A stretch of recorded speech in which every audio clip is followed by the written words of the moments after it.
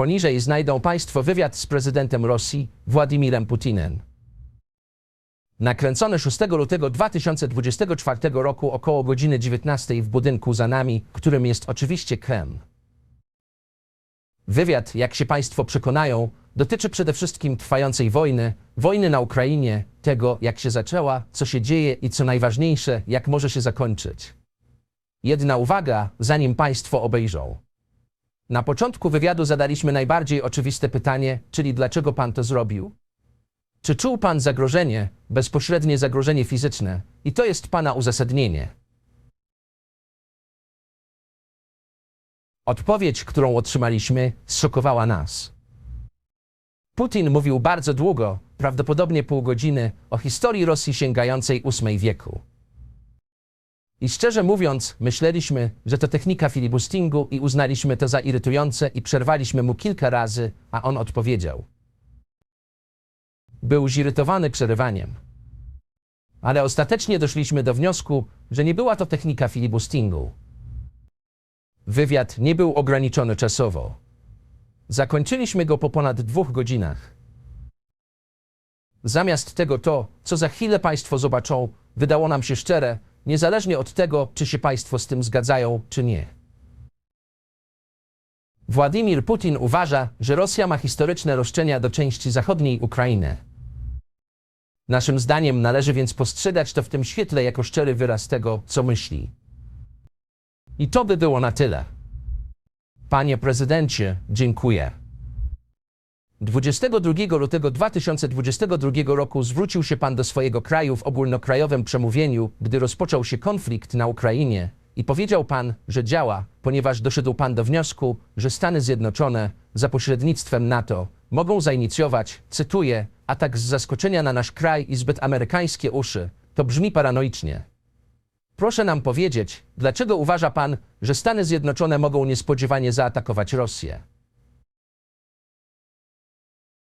Jak Pan do tego doszedł? Nie chodzi o to, że Ameryka, Stany Zjednoczone zamierzają przeprowadzić atak z zaskoczenia na Rosję. Nie powiedziałem tego. Prowadzimy talk show czy poważną rozmowę? Proszę przytoczyć cytat. Dziękuję Panu. To bardzo poważna rozmowa. Ponieważ pańskie podstawowe wykształcenie to historia, o ile dobrze rozumiem. Tak. Więc jeśli nie ma Pan nic przeciwko, poświęcę tylko 30 sekund lub minutę, aby dać Panu krótkie odniesienie do historii, aby dać Panu trochę tła historycznego. Proszę. Proszę spojrzeć, od czego zaczęły się nasze stosunki z Ukrainą. Skąd się wzięła Ukraina?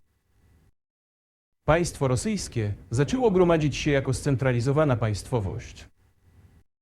Za rok założenia państwa rosyjskiego uważa się 862. Ale kiedy mieszczanie Nowogrodu zaprosili do panowania wirtemberskiego księcia Ruryka ze Skandynawii, w 1862 roku Rosja obchodziła tysiąclecie swojej państwowości. A w Nowogrodzie znajduje się pomnik poświęcony 1000-leciu kraju. W 882 rok następcą Ruryka został książę Oleg, który w rzeczywistości odgrywał rolę regenta młodszego syna Ruryka. Ponieważ Ruryk zmarł do tego czasu, przybył do Kijowa. Usunął 2 braci, którzy najwyraźniej byli kiedyś członkami oddziału Ruryka. Tak więc Rosja zaczęła się rozwijać z 2 ośrodkami władzy, Kijowem i Nowogrodem. Kolejną bardzo ważną datą w historii Rosji był rok 988, kiedy to książę Włodzimierz, wielki wnuk Ruryka, ochrzcił Rosję i przyjął prawosławie, czyli wschodnie chrześcijaństwo. Od tego czasu scentralizowane państwo rosyjskie zaczęło się umacniać. Dlaczego? Z powodu jednolitego terytorium. Zintegrowane więzi gospodarcze. Jeden i ten sam język. A po chrzcie Rosji, tej samej wierze i rządach księcia, scentralizowane państwo rosyjskie zaczęło nabierać kształtu. Jeszcze w średniowieczu książę Jarosław Mądry wprowadził porządek dziedziczenia tronu. Ale po jego śmierci stało się to skomplikowane z różnych powodów. Tron nie przychodził bezpośrednio z ojca na najstarszego syna, ale z księcia, który zmarł, na jego brata. Następnie do jego synów w różnych liniach. Wszystko to doprowadziło do fragmentacji i końca Rus jako jednego państwa. Nie było w tym nic szczególnego. To samo działo się wtedy w Europie. Ale rozdrobnione państwo rosyjskie stało się łatwym łupem dla imperium stworzonego wcześniej przez Czengis-Hana. Jego następcy, a mianowicie Batu-Chan, splądrowali i zrujnowali prawie wszystkie miasta. Południowa część, w tym Kijów i kilka innych miast, po prostu straciły niezależność. Podczas gdy miasta północne zachowały część swojej suwerenności. Musiały płacić daninę hordzie, ale udało im się zachować część swojej suwerenności. A potem zaczęło się kształtować zjednoczone państwo rosyjskie z centrum w Moskwie. Południowa część ziem ruskich, w tym Kijów, zaczęła stopniowo grawitować w kierunku innego magnesu, centrum, które wyłaniało się w Europie. Było to Wielkie Księstwo Litewskie, nazywane nawet Ruskim Księstwem Litewskim, ponieważ znaczną część jego ludności stanowili Rusini. Mówili staroruskim językiem i byli prawosławni. Ale potem nastąpiło zjednoczenie, Unia Wielkiego Księstwa Litewskiego i Królestwa Polskiego. Kilka lat później podpisano kolejną unię, ale tym razem już w sferze religijnej część księży prawosławnych została podporządkowana papieżowi. Tym samym ziemie te stały się częścią państwa polsko-litewskiego. Przez dziesięciolecia Polacy zajmowali się kolonizacją tej części ludności. Wprowadzili tam język, starali się zakorzenić ideę, że ta ludność nie była dokładnie Rosjanami, że ponieważ mieszkali na obrzeżach, byli Ukraińcami. Pierwotnie słowo Ukrainiec oznaczało, że dana osoba mieszkała na obrzeżach państwa, na rubieżach lub była zaangażowana w służbę graniczną. Nie oznaczało żadnej konkretnej grupy etnicznej. Tak więc Polacy starali się na wszelkie możliwe sposoby skolonizować tę część ziem rosyjskich i faktycznie traktowali ją dość surowo, żeby nie powiedzieć okrutnie, co doprowadziło do tego, że ta część ziem rosyjskich zaczęła walczyć o swoje prawa. Pisali listy do Warszawy, domagając się przestrzegania ich praw i zlecania tutaj ludzi, w tym do Kijowa. Proszę wybaczyć. Mógłby pan powiedzieć, w jakim okresie? Tracę orientację w historii. Jesteśmy w okresie polskiego ucisku Ukrainy. To było w XIII wieku.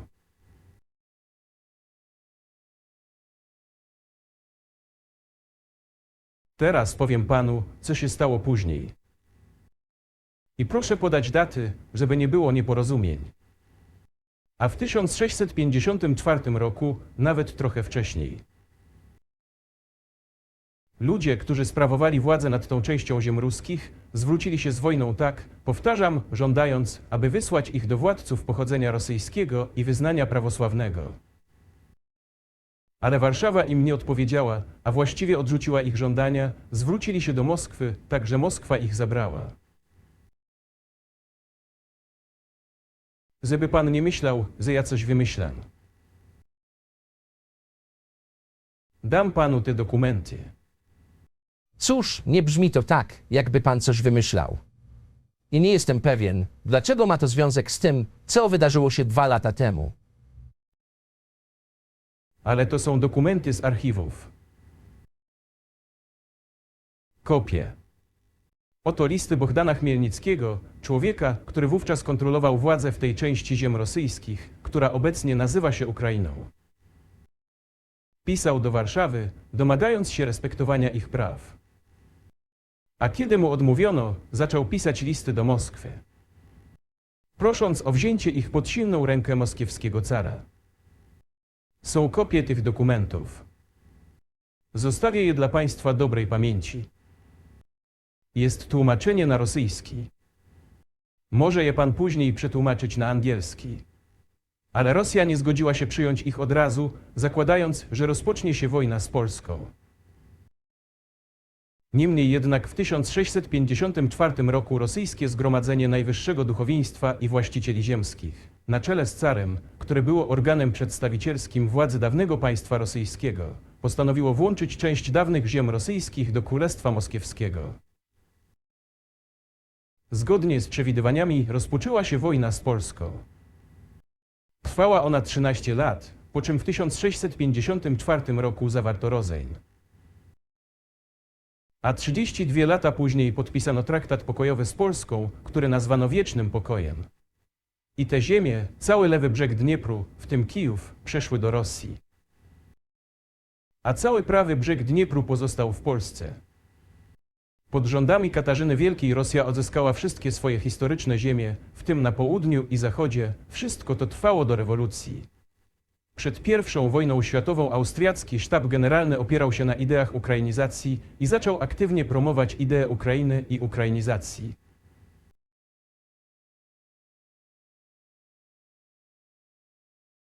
Motyw był oczywisty.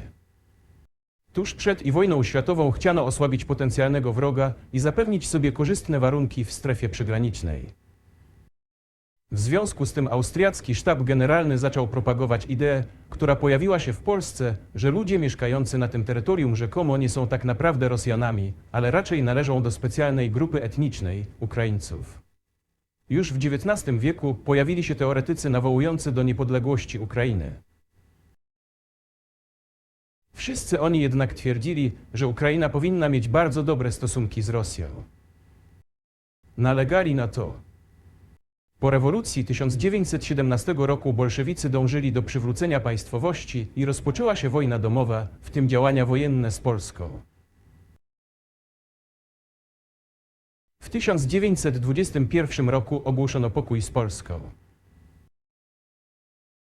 Na mocy tego traktatu prawy brzeg Dniepru został ponownie oddany Polsce.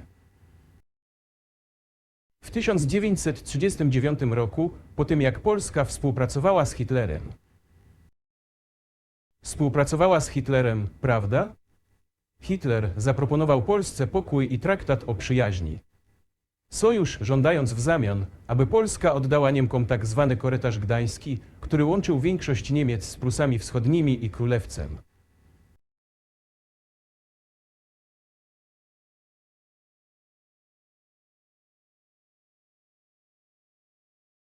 Po I wojnie światowej terytorium to zostało przekazane Polsce.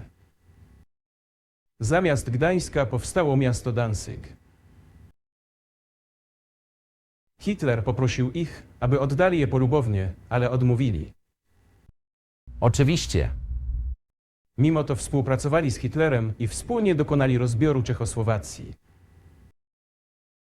Ale mogę zapytać, czy stawia pan tezę, że Ukraina, z pewnością część Ukrainy, wschodnia Ukraina jest w rzeczywistości Rosją i była nią przez setki lat? Dlaczego nie zajął jej pan, kiedy został pan prezydentem 24 lata temu? Ma pan broń nuklearną. Oni nie mają. Jeśli to rzeczywiście pańska ziemia. Dlaczego czekał pan tak długo? Powiem panu, że zaraz do tego dojdę. Ta odprawa dobiega końca. Może być nudna, ale wyjaśnia wiele rzeczy. Nie jest nudna. Po prostu nie jestem pewien, czy to istotne. Dobrze, dobrze. Cieszę się, że pan to docenia. Dziękuję panu. A więc przed II wojną światową Polska współpracowała z Hitlerem. I chociaż nie uległa żądaniom Hitlera, nadal uczestniczyła w rozbiorze Czechosłowacji razem z Hitlerem, ponieważ Polacy nie oddali Niemkom korytarza gdańskiego i posunęli się za daleko, popychając Hitlera do rozpoczęcia II wojny światowej, atakując ich. Dlaczego to właśnie przeciwko Polsce rozpoczęła się wojna 1 września 1939 roku? Polska okazała się bezkompromisowa, a Hitlerowi nie pozostało nic innego, jak zacząć realizować swoje plany wobec Polski. Nawiasem mówiąc, ZSRR, Czytałem niektóre dokumenty archiwalne, zachował się bardzo uczciwie i poprosił Polskę o pozwolenie na tranzyt swoich wojsk przez terytorium Polski, aby pomóc Czechosłowacji. Ale ówczesny polski minister spraw zagranicznych powiedział, że jeśli radzieckie samoloty przelecą nad Polską, to zostaną zestrzelone nad terytorium Polski. Ale to nie ma znaczenia. Liczy się to, że wojna się rozpoczęła, a Polska padła ofiarą polityki, którą prowadziła przeciwko Czechosłowacji. To na mocy znanego paktu Ribbentrop-Mołotow część terytorium, w tym zachodnia Ukraina, miała zostać przekazana Rosji, a tym samym Rosja, która wówczas nosiła nazwę ZSRR, odzyskała swoje historyczne ziemie. Po zwycięstwie w Wielkiej Wojnie Ojczyźnianej, jak nazywamy II wojnę światową, wszystkie te terytoria zostały ostatecznie zapisane jako należące do Rosji, do ZSRR. Jeśli chodzi o Polskę, otrzymała ona, najwyraźniej w ramach rekompensaty, ziemie, które pierwotnie były niemieckie. Wschodnie części Niemiec. Teraz są to zachodnie ziemie Polski. Oczywiście Polska odzyskała dostęp do Morza Bałtyckiego i Gdańska, który ponownie otrzymał polską nazwę. Tak właśnie rozwinęła się ta sytuacja. W 1922 roku, kiedy powstawał ZSRR, bolszewicy rozpoczęli budowę ZSRR i utworzyli Ukrainę radziecką, która nigdy wcześniej nie istniała. I słusznie. Stalin nalegał, aby te republiki zostały włączone do ZSRR jako autonomiczne jednostki. Z jakiegoś niewytłumaczalnego powodu Lenin, założyciel państwa radzieckiego, nalegał, aby miały one prawo wystąpić z ZSRR. I znowu, z nieznanych powodów, przekazał nowo utworzonej Ukraińskiej Republice Radzieckiej niektóre ziemie wraz z mieszkającymi tam ludźmi, mimo że ziemie te nigdy nie były nazywane Ukrainą, a mimo to stały się częścią Ukraińskiej Republiki Radzieckiej. Ziemie te obejmowały region Morza Czarnego, który został przyjęty pod rządami Katarzyny Wielkiej i który nie miał żadnego historycznego związku z Ukrainą. Nawet jeśli cofniemy się do roku 1654, kiedy ziemie te powróciły do Imperium Rosyjskiego. Terytorium to było wielkości 3 do 4 regionów współczesnej Ukrainy, bez regionu Morza Czarnego. To było całkowicie wykluczone. W 1654 roku? Dokładnie. Chodzi mi tylko o to, że najwyraźniej ma pan encyklopedyczną wiedzę o tym regionie. Ale dlaczego przez pierwsze 22 lata jako prezydent nie twierdził pan, że Ukraina nie jest prawdziwym krajem? Związek Radziecki otrzymał wiele terytoriów, które nigdy do niego nie należały, w tym region Morza Czarnego. W pewnym momencie, gdy Rosja otrzymała je w wyniku wojen rosyjsko-tureckich, nazwano je Nową Rosją lub Inną Rosją.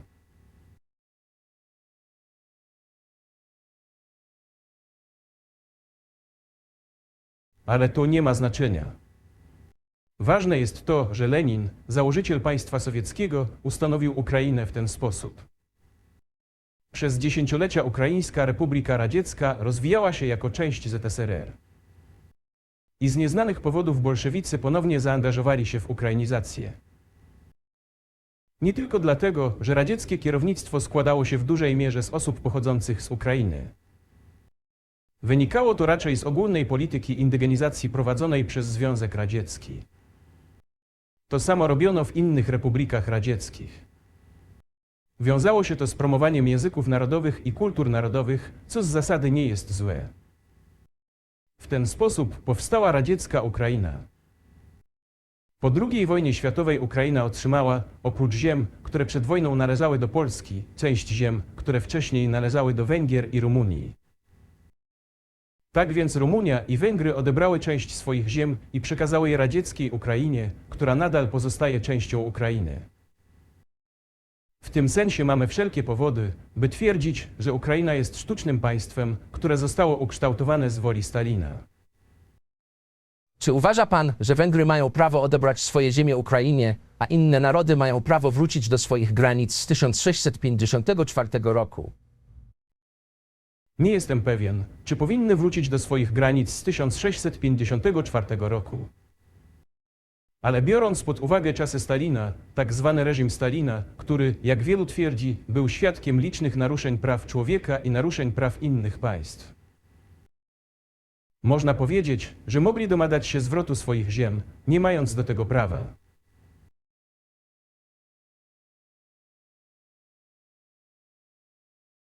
Jest to przynajmniej zrozumiałe. Czy powiedział pan Viktorowi Orbanowi, że może mieć część Ukrainy? Nigdy. Nigdy mu tego nie powiedziałem.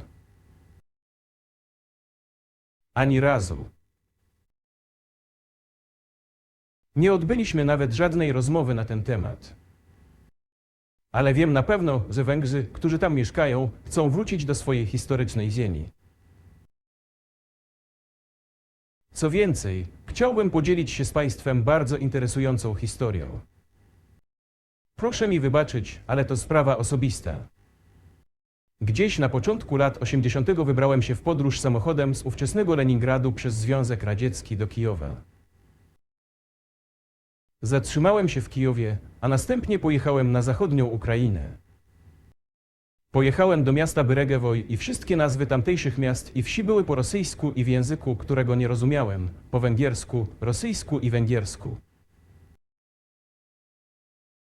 Nie po ukraińsku, po rosyjsku i po węgiersku.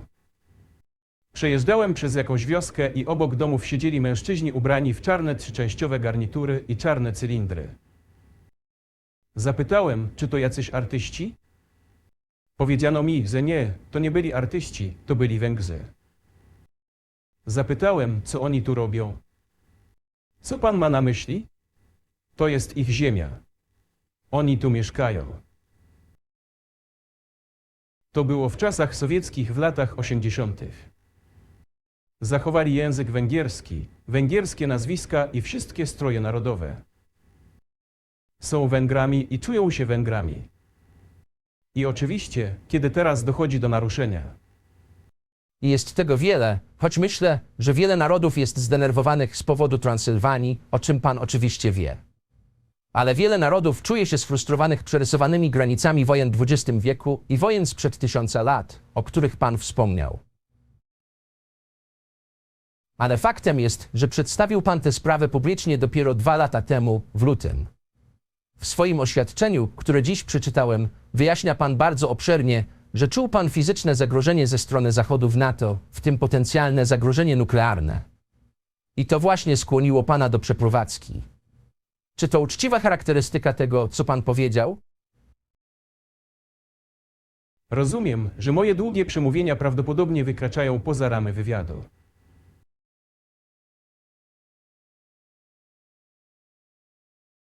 Dlatego zapytałem pana na początku, czy będziemy mieli poważną rozmowę, czy show? Powiedział pan, że będzie to poważna rozmowa. Więc proszę mi wybaczyć. Dochodzimy do momentu, w którym powstała radziecka Ukraina. Następnie w 1991 roku Związek Radziecki upadł i wszystko, czym Rosja hojnie obdarzyła Ukrainę, zostało przez nią odebrane. Dochodzę do bardzo ważnego punktu dzisiejszej agendy. Dziękuję państwu. W końcu upadek Związku Radzieckiego został faktycznie zainicjowany przez rosyjskie przywództwo.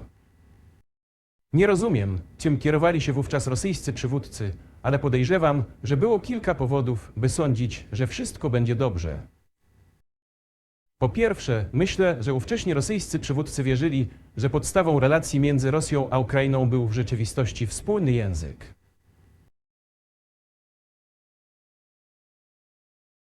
Ponad 90% tamtejszej ludności mówiło po rosyjsku. Więzy rodzinne, co trzecia osoba miała jakieś więzy rodzinne lub przyjacielskie. Wspólna kultura.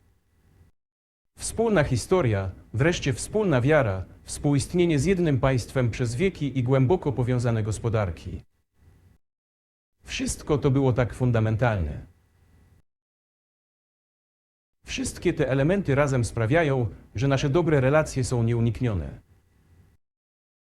Drugi punkt jest bardzo ważny. Chcę, aby pan jako obywatel amerykański i pana widzowie usłyszeli o tym. Byli rosyjscy przywódcy założyli, że Związek Radziecki przestał istnieć, a zatem nie ma już żadnych ideologicznych linii podziału. Rosja nawet dobrowolnie i proaktywnie zgodziła się na upadek Związku Radzieckiego i wierzyła, że zostanie to zrozumiane przez tak zwany cywilizowany Zachód jako zaproszenie do współpracy i stowarzyszenia. Tego właśnie oczekiwała Rosja, zarówno od Stanów Zjednoczonych, jak i od tak zwanego korektywnego Zachodu jako całości. Byli mądrzy ludzie, w tym w Niemczech, Egon Bahr, główny polityk Partii Socjaldemokratycznej, który nalegał w swoich osobistych rozmowach z sowieckim przywództwem na skraju upadku Związku Radzieckiego, że wiedzieli, że systemy bezpieczeństwa powinny zostać ustanowione w Europie. Należy udzielić pomocy Zjednoczonym Niemkom, ale należy również ustanowić nowy system obejmujący Stany Zjednoczone, Kanadę, Rosję i inne kraje Europy Środkowej. Ale NATO nie musi się rozszerzać. To właśnie powiedział. Jeśli NATO się rozszerzy, wszystko będzie tak samo jak podczas zimnej wojny, tylko bliżej granic Rosji. To wszystko. Był mądrym starszym panem, ale nikt go nie słuchał. W rzeczywistości raz się zdenerwował. Jeśli, powiedział, nie będą mnie państwo słuchać, nigdy więcej nie postawię stopy w Moskwie. Wszystko stało się tak, jak powiedział. Oczywiście to się spełniło. Wspominał pan o tym wiele razy. Myślę, że to słuszna uwaga. Wielu Amerykanów sądziło, że stosunki między Rosją a Stanami Zjednoczonymi ułożą się dobrze po upadku Związku Radzieckiego i zakończeniu zimnej wojny. Ale nigdy nie wyjaśnił pan, dlaczego tak się stało, poza stwierdzeniem, że Zachód obawia się silnej Rosji. Mamy jednak silne Chiny, których Zachód nie wydaje się zbytnio obawiać. Jak pan sądzi, co w Rosji przekonało decydentów, że muszą ją pokonać? Zachód boi się silnych Chin bardziej niż silnej Rosji, ponieważ Rosja zdobyła 150 milionów ludzi, a Chiny mają 1,5 miliarda mieszkańców. A ich gospodarka rośnie skokowo, czyli 5% rocznie. Kiedyś było to nawet więcej, ale Chinom to wystarcza. Jak to kiedyś ujął Bismarck, najważniejsze są potencjały. Potencjał Chin jest ogromny. To obecnie największa gospodarka na świecie pod względem parytetu siły nabywczej i wielkości gospodarki. Już dawno wyprzedziły Stany Zjednoczone i rozwijają się w szybkim tempie. Nie rozmawiajmy o tym, kto się kogo boi. Nie rozumujmy w ten sposób. I proszę zauważyć, że po 1991 roku, kiedy Rosja spodziewała się, że zostanie przyjęta do braterskiej rodziny cywilizowanych narodów, nic takiego się nie wydarzyło. Pan nas oszukał. Nie mam na myśli pana osobiście, kiedy mówię o panu. Oczywiście mówię o Stanach Zjednoczonych. Obiecano nam, że NATO nie rozszerzy się na wschód. Ale stało się to 5 razy. Było 5 fal ekspansji. Tolerowaliśmy to wszystko. Próbowaliśmy ich przekonać. Mówiliśmy, proszę tego nie robić.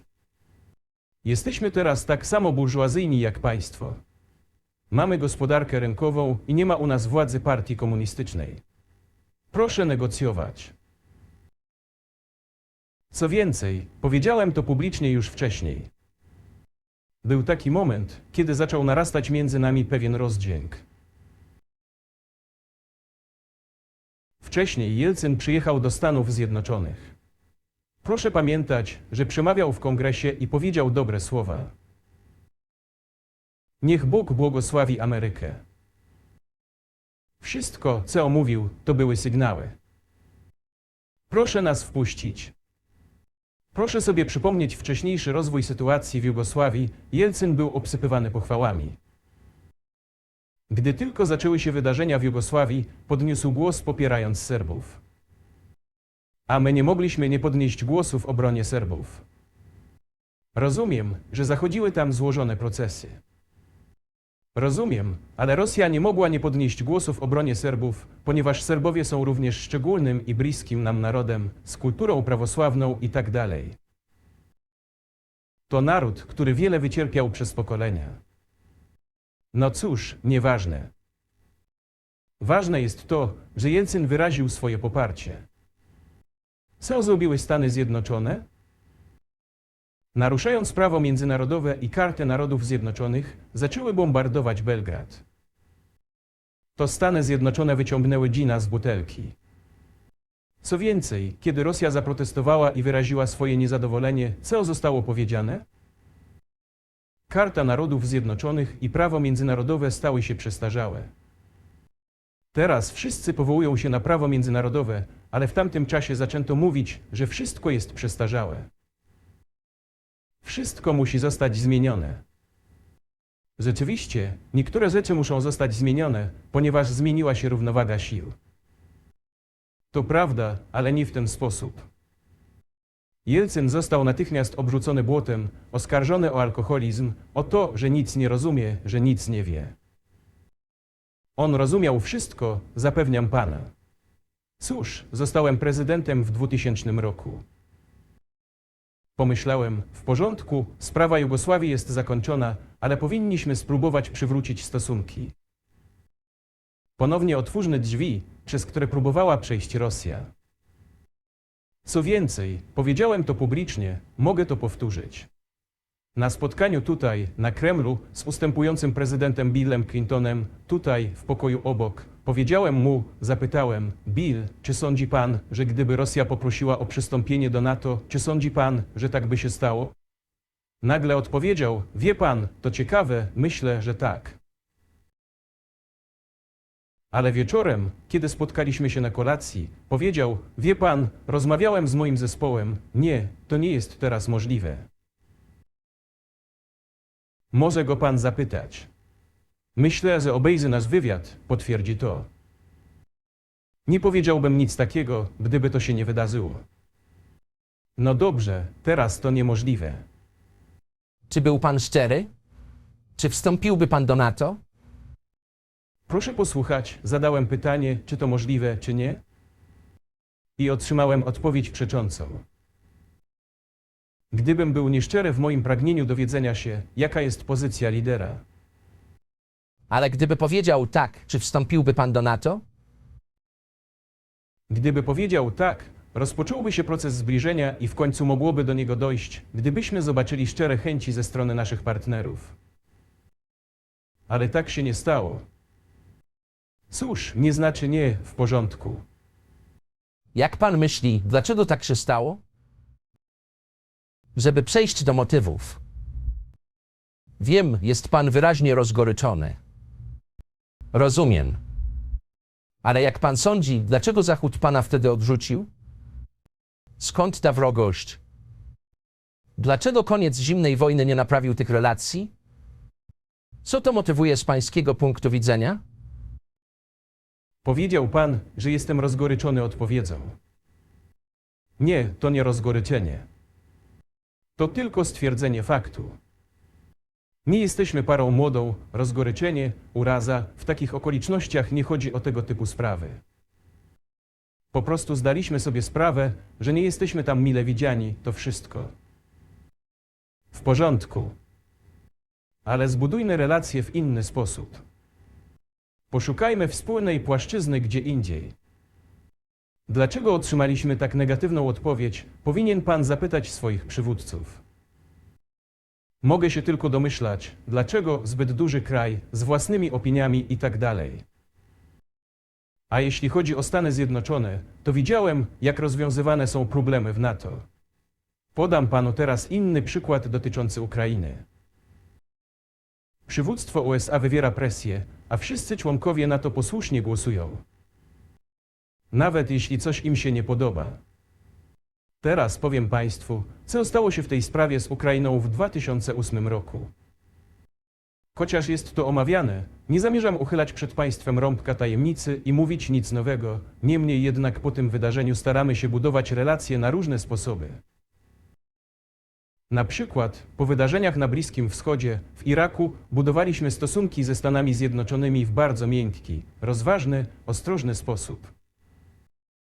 Wielokrotnie podnosiłem kwestię, że Stany Zjednoczone nie powinny wspierać separatyzmu ani terroryzmu na Kaukazie Północnym.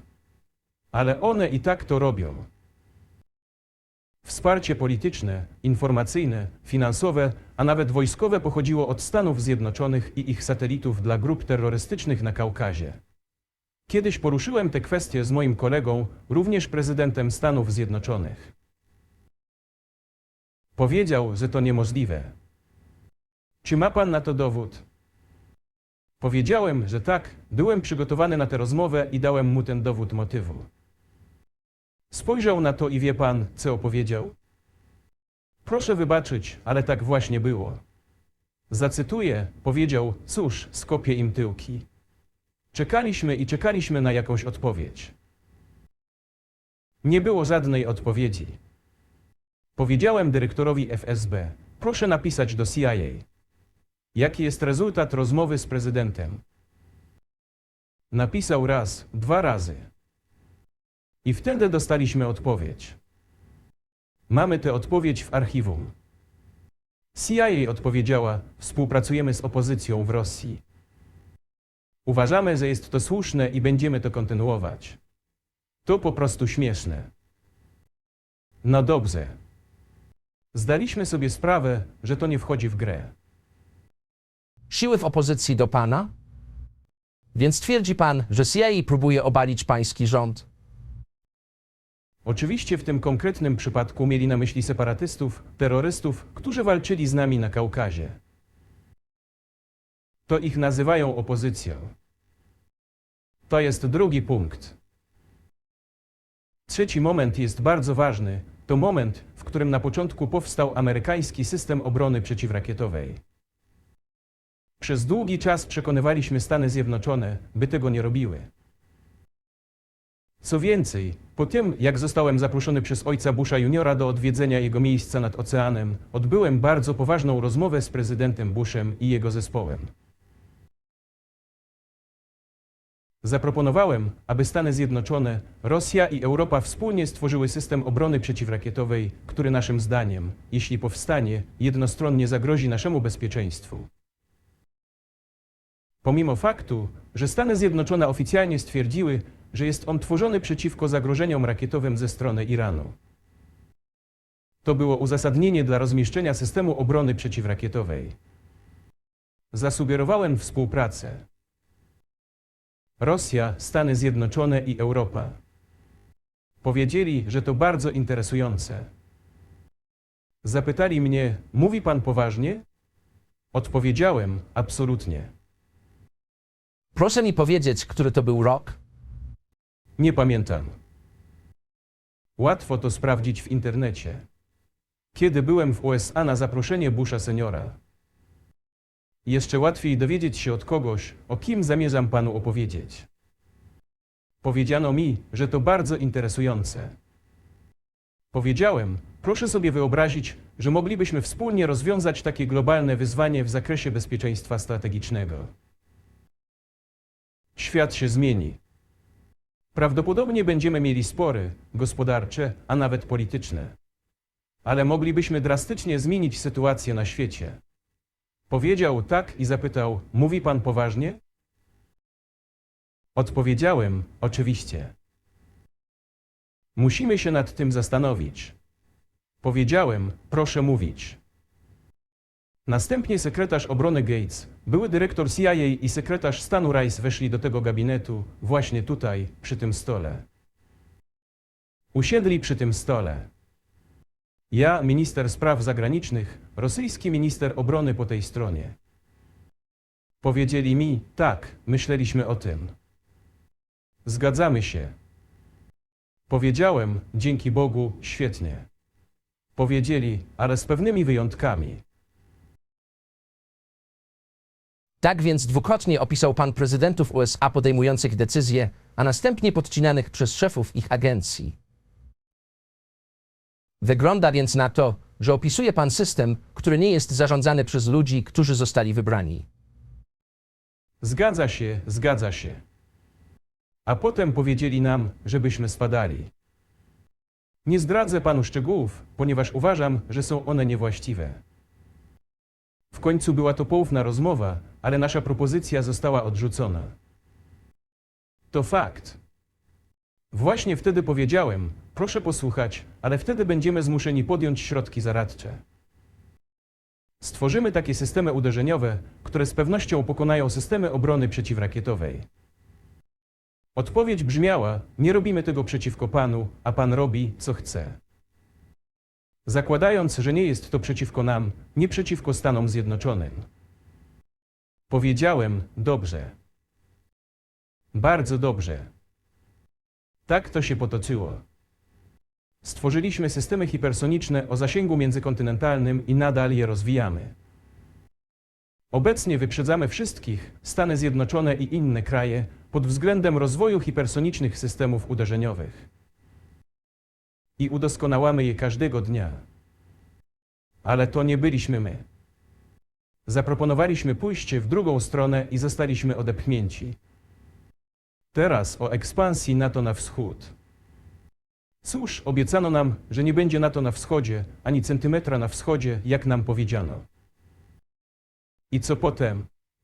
Powiedzieli, cóż, to nie jest zapisane na papierze, więc będziemy się rozszerzać. Było więc 5 fal ekspansji. Kraje bałtyckie, cała Europa Wschodnia i tak dalej. A teraz przychodzę do najważniejszej rzeczy. Przyszli na Ukrainę. Ostatecznie w 2008 roku na szczycie w Bukareszcie zadeklarowali, że drzwi dla Ukrainy i Gruzji do NATO są otwarte. Teraz proszę powiedzieć, w jaki sposób podejmowane są tam decyzje. Niemcy i Francja wydawały się być temu przeciwne, podobnie jak niektóre inne kraje europejskie.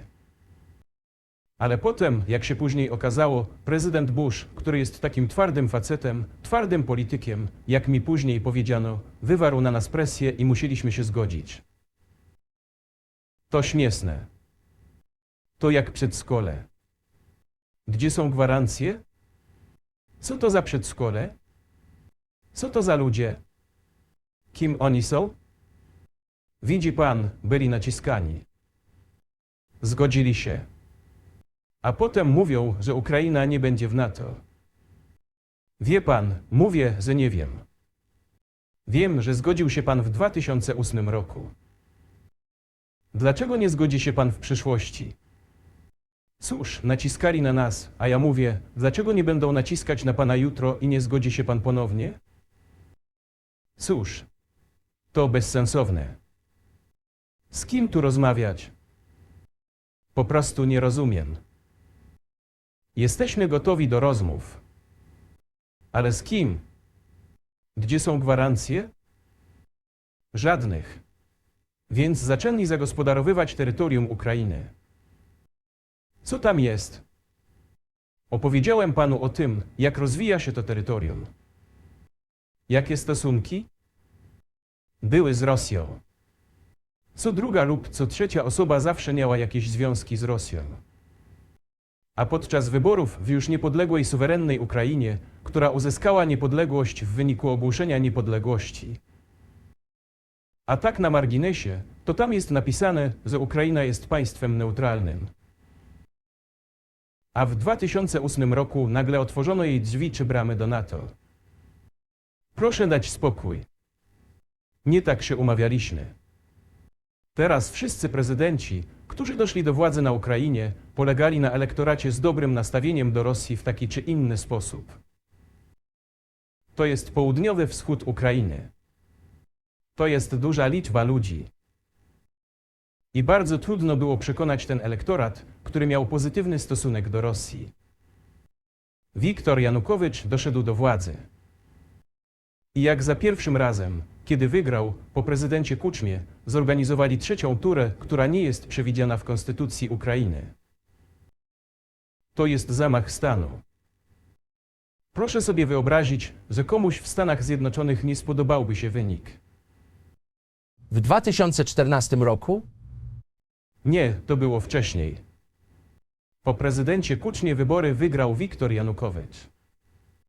Jednak jego przeciwnicy nie uznali tego zwycięstwa. USA poparły opozycję i zaplanowano trzecią turę. Ale co to jest? To jest zamach stanu. USA go poparły i zwycięzca trzeciej tury doszedł do władzy.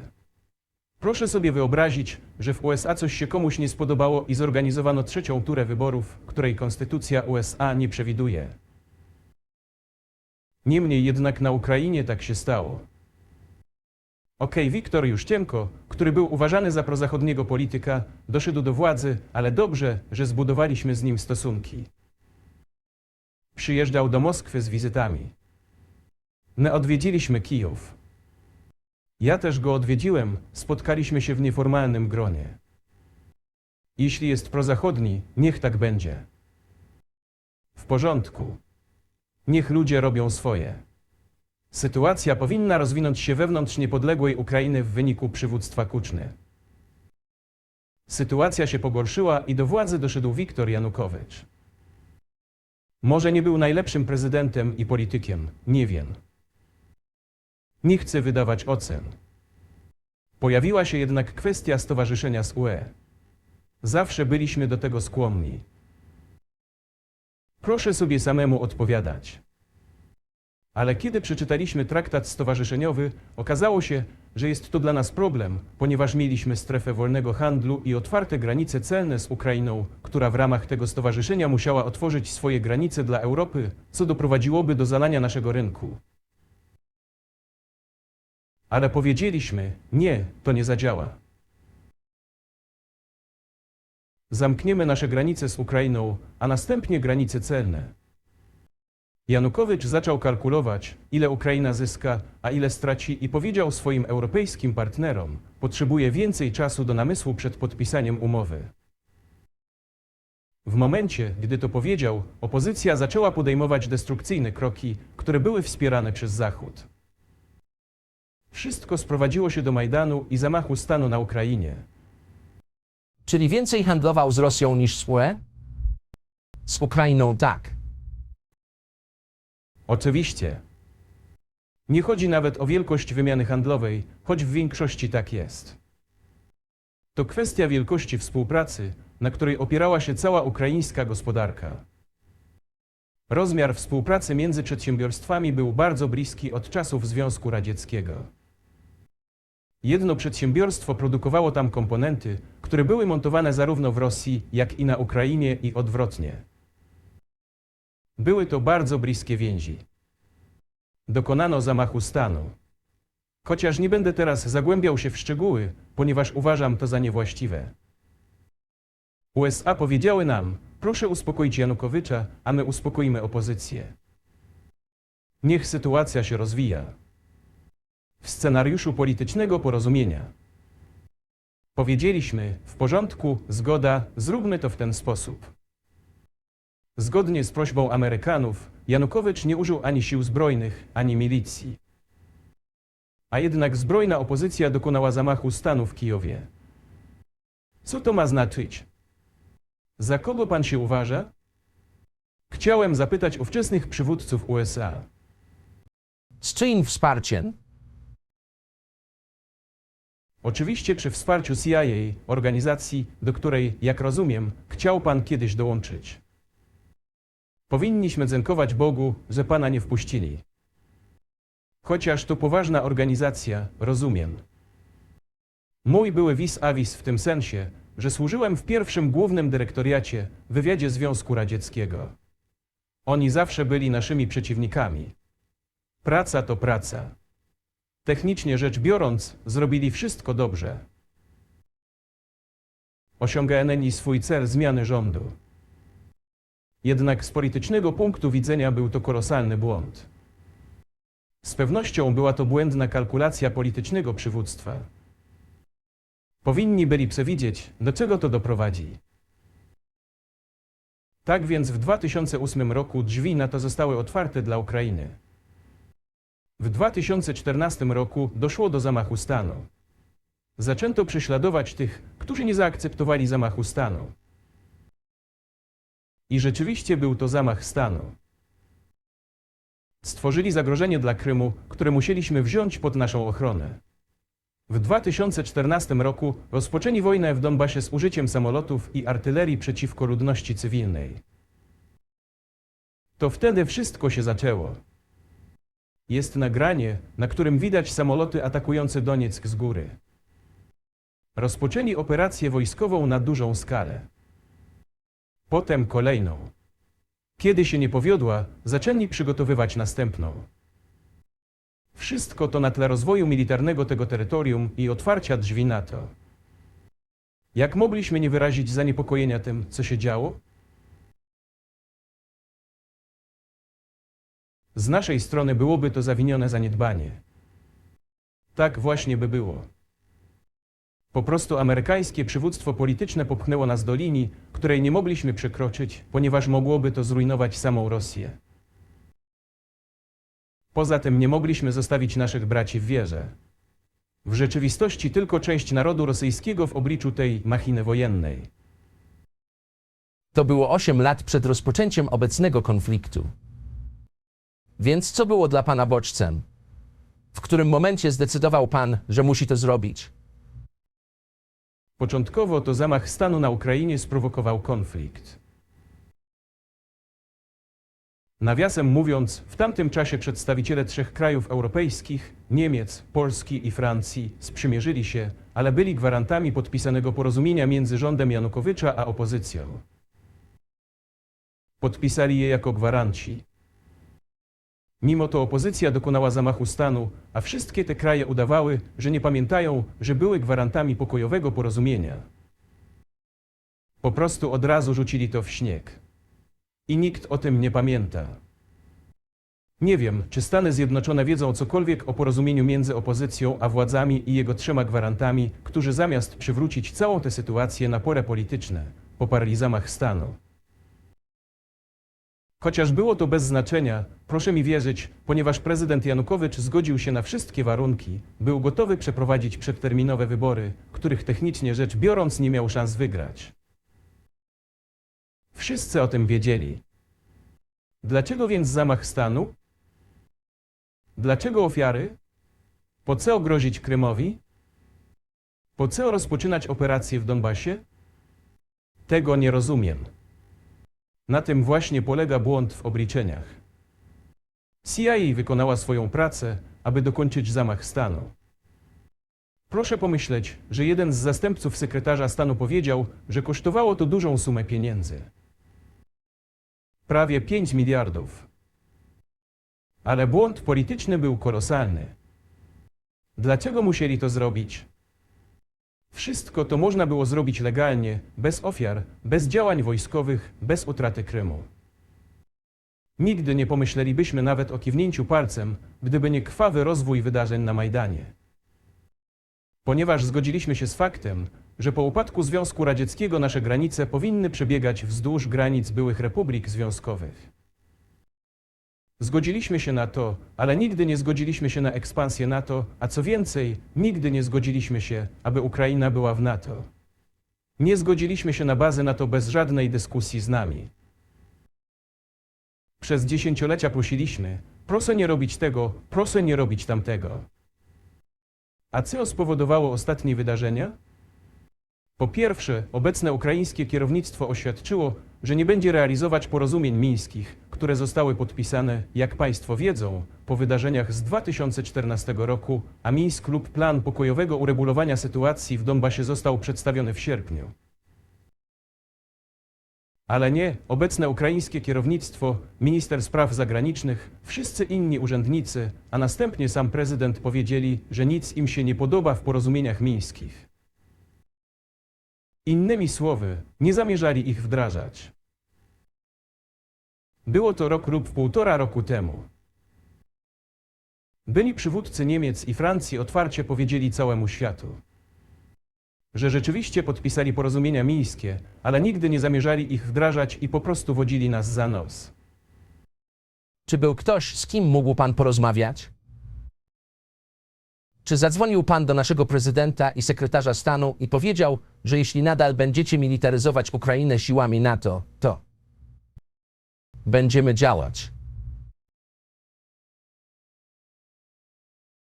Rozmawialiśmy o tym cały czas.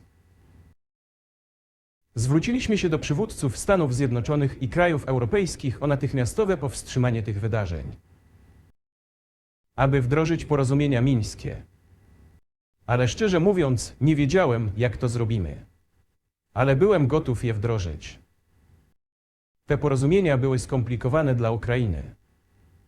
Zawierały wiele elementów niepodległości terytoriów Donbasu.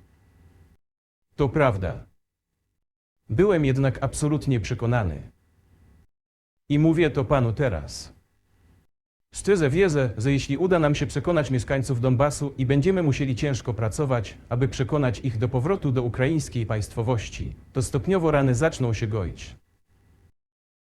Kiedy ta część terytorium ponownie zintegruje się ze wspólnym środowiskiem społecznym, kiedy emerytury i świadczenia socjalne zostaną ponownie wypłacone, wszystkie elementy stopniowo zaczną się układać. Nikt tego nie chciał. Wszyscy chcieli rozwiązać te kwestie wyłącznie przy użyciu siły militarnej. Ale nie mogliśmy na to pozwolić.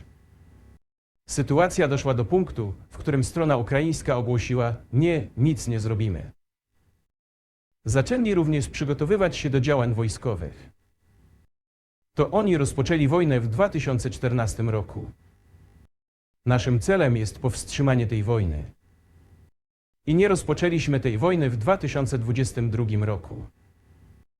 To jest próba jej powstrzymania. Czy uważa pan, że udało się ją teraz powstrzymać? Chodzi mi o to, czy osiągnęliście swoje cele. Nie. Nie osiągnęliśmy jeszcze naszych celów, ponieważ jednym z nich jest denazifikacja. Oznacza to zakaz wszelkiego rodzaju ruchów neonazistowskich. Jest to jeden z problemów, które omawialiśmy podczas procesu negocjacyjnego, który zakończył się w Stambule na początku tego roku. I nie była to nasza inicjatywa, ponieważ w szczególności Europejczycy powiedzieli nam, że konieczne jest stworzenie warunków do ostatecznego podpisania dokumentów. Moi odpowiednicy we Francji, w Niemczech powiedzieli: jak pan sobie wyobraża podpisanie traktatu z pistoletem przystawionym do głowy? Proszę wycofać wojska z Kijowa. Powiedziałem: w porządku. Wycofaliśmy wojska z Kijowa. Jak tylko wycofaliśmy nasze wojska z Kijowa, nasi ukraińscy negocjatorzy natychmiast wyrzucili do kosza wszystkie nasze porozumienia osiągnięte w Stambule i przygotowali się do długotrwałej konfrontacji zbrojnej z pomocą Stanów Zjednoczonych i ich satelitów w Europie. I tak właśnie rozwinęła się sytuacja i tak to teraz wygląda. Więc czym jest denazifikacja? Co by to wtedy oznaczało?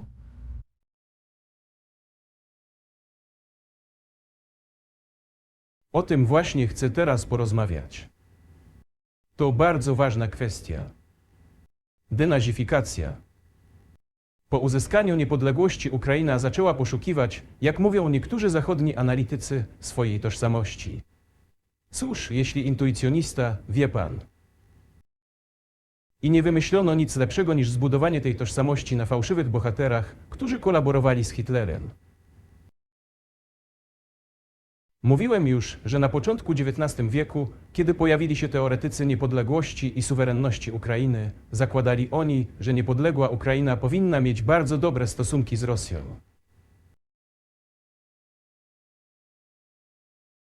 Ale ze względu na rozwój historyczny te terytoria były częścią Rzeczypospolitej obojga narodów.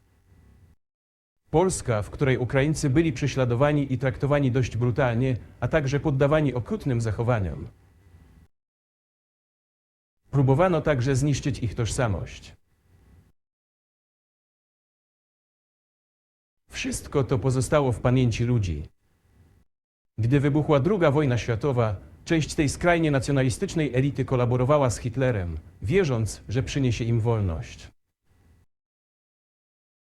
Wojska niemieckie, nawet oddziały SS, zmusiły kolaborantów Hitlera do najbrudniejszej roboty, jaką była eksterminacja ludności polskiej i żydowskiej. Stąd ta brutalna masakra ludności polskiej i żydowskiej, a także rosyjskiej.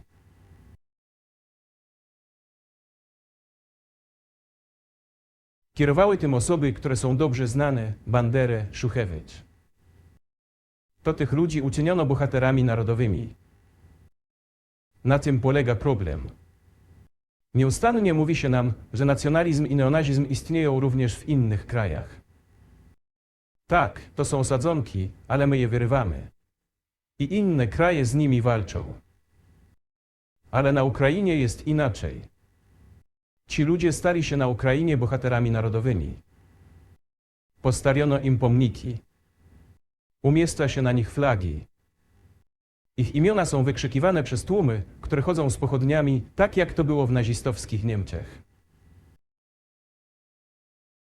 To byli ludzie, którzy eksterminowali Polaków, Żydów i Rosjan.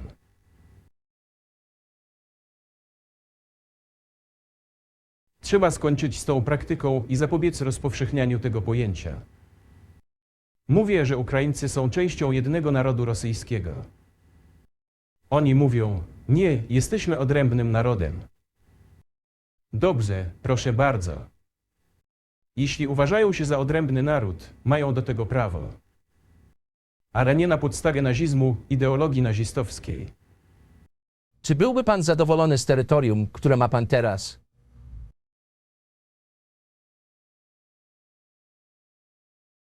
Skończę odpowiadać na to pytanie.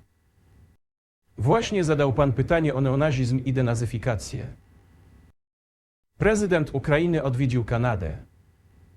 Historia jest dobrze znana, ale przemilczana w krajach zachodnich. Kanadyjski parlament wprowadził człowieka, który, jak powiedział przewodniczący parlamentu, walczył przeciwko Rosjanom podczas II wojny światowej. Cóż, kto walczył przeciwko Rosjanom podczas II wojny światowej? Hitler i jego wspólnicy. I okazało się, że ten człowiek służył w oddziałach SS, osobiście zabijał Rosjan, Polaków i Żydów. Oddziały amerykańskie składały się z ukraińskich nacjonalistów, którzy wykonywali tę brudną robotę. Prezydent Ukrainy wstał wraz z całym parlamentem Kanady i oklaskiwał tego człowieka. Jak można to sobie wyobrazić? Nawiasem mówiąc, sam prezydent Ukrainy jest z pochodzenia Żydem. Naprawdę moje pytanie brzmi, co pan z tym zrobi? Chodzi mi o to, że Hitler nie żyje od 80 lat. Nazistowskie Niemcy już nie istnieją. A więc to prawda. Myślę więc, że chce pan wygasić lub przynajmniej kontrolować ukraiński nacjonalizm. Ale jak? Jak pan to robi? Proszę mnie posłuchać. Pańskie pytanie jest bardzo subtelne i mogę powiedzieć, co myślę. Proszę się nie obrażać. Oczywiście. To pytanie wydaje się być subtelne. Jest dość upierdliwe. Mówi pan, że Hitler nie żyje od 80 lat. Ale jego przykład żyje. Ludzie, którzy eksterminowali Żydów, Rosjan czy Polaków, żyją. A prezydent, obecny prezydent dzisiejszej Ukrainy, oklaskuje go w kanadyjskim parlamencie, daje owację na stojąco. Czy możemy powiedzieć, że całkowicie wykorzeniliśmy tę ideologię? Jeśli to, co widzimy, dzieje się dzisiaj, to w naszym rozumieniu jest to denazifikacja. Musimy pozbyć się tych ludzi, którzy podtrzymują tę koncepcję, wspierają tę praktykę i próbują ją zachować. Tym właśnie jest denazifikacja. To właśnie mamy na myśli. Zgadza się. Moje pytanie było bardziej szczegółowe. Nie chodziło oczywiście o obronę nazistów, neonazistów czy innych. To było pytanie praktyczne. Nie kontroluje pan całego kraju. Nie kontroluje pan Kijowa. Wygląda na to, że pan tego nie chce. Jak więc wyeliminować kulturę, ideologię, uczucia czy pogląd na historię w kraju, którego pan nie kontroluje? Co pan z tym robi?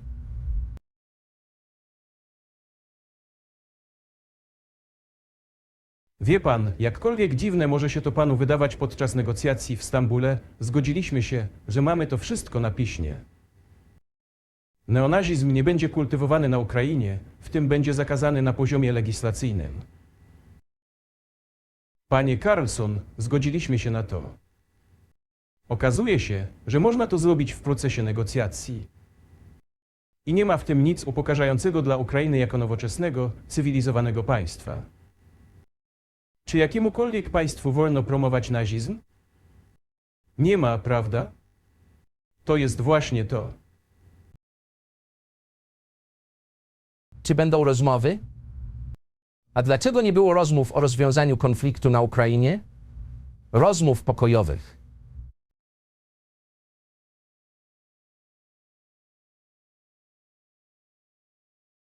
Odbyły się. Osiągnęły bardzo wysoki etap koordynacji stanowisk w złożonym procesie, ale mimo to były prawie sfinalizowane. Ale po wycofaniu naszych wojsk z Kijowa, jak już powiedziałem, druga strona odrzuciła wszystkie te porozumienia i wykonała instrukcje krajów zachodnich, krajów europejskich i Stanów Zjednoczonych, aby walczyć z Rosją do samego końca. Co więcej, prezydent Ukrainy wprowadził zakaz negocjacji z Rosją. Podpisał dekret zabraniający wszystkim negocjowania z Rosją. Ale jak mamy negocjować, skoro zabronił tego sobie i wszystkim? Wiemy, że przedstawia on pewne pomysły dotyczące tej ugody, ale aby coś uzgodnić, musimy prowadzić dialog. Czy to nie w porządku? Ale nie rozmawiałby pan z ukraińskim prezydentem. Rozmawiałby pan z amerykańskim prezydentem. Kiedy ostatnio rozmawiał pan z Joe Bidenem? Cóż, nie pamiętam, kiedy z nim rozmawiałem. Nie pamiętam. Możemy to sprawdzić. Nie pamięta pan? Nie. Dlaczego? Czy muszę wszystko pamiętać? Mam swoje sprawy do załatwienia. Mamy krajowe sprawy polityczne. Cóż, on finansuje wojnę, w której pan walczy, więc pomyślałbym, że to będzie godne zapamiętania. Cóż, tak, finansuje, ale oczywiście rozmawiałem z nim przed specjalną operacją wojskową. Powiedziałem mu wtedy, że nie będę wdawał się w szczegóły, nigdy tego nie robię. Ale powiedziałem mu wtedy, że uważam, że popełnia pan ogromny błąd o historycznych proporcjach, wspierając wszystko, co dzieje się tam, na Ukrainie, odpychając Rosję. Mówiłem mu wielokrotnie, nawiasem mówiąc, myślę, że byłoby dobrze, gdybym się tu zatrzymał. Co on powiedział? Proszę go zapytać, tak będzie panu łatwiej. Jest pan obywatelem Stanów Zjednoczonych. Proszę go zapytać. Nie wypada mi komentować naszej rozmowy. Ale nie rozmawiał pan z nim od lutego 2022 roku. Nie, nie rozmawialiśmy. Utrzymujemy jednak pewne kontakty. Skoro już o tym mowa. Czy pamięta pan, co mówiłem panu o mojej propozycji współpracy nad systemem obrony przeciwrakietowej? Tak. Może pan zapytać ich wszystkich. Wszyscy są cali i zdrowi. Dzięki Bogu. Były prezydent. Kondoliza jest cała i zdrowa. I myślę, że pan Gates i obecny dyrektor agencji wywiadowczej, pan Burns, ówczesny ambasador w Rosji, moim zdaniem, są bardzo skuteczni, panie ambasadorze. Wszyscy byli świadkami tych rozmów. Proszę ich zapytać. To samo proszę zrobić tutaj. Jeśli interesuje pana, co odpowiedział mi pan prezydent Biden, proszę go zapytać. W każdym razie ja z nim o tym rozmawiam. Zdecydowanie jestem zainteresowany. Ale z zewnątrz wygląda na to, że może się to rozwinąć lub przekształcić w coś, co doprowadzi cały świat do konfliktu i może zainicjować jakieś wystrzelenie nuklearne. Dlaczego więc po prostu nie zadzwoni pan do Bidena i nie powie, rozpracujmy to? Co tu jest do rozpracowania? To bardzo proste. Powtarzam, mamy kontakty za pośrednictwem różnych agencji.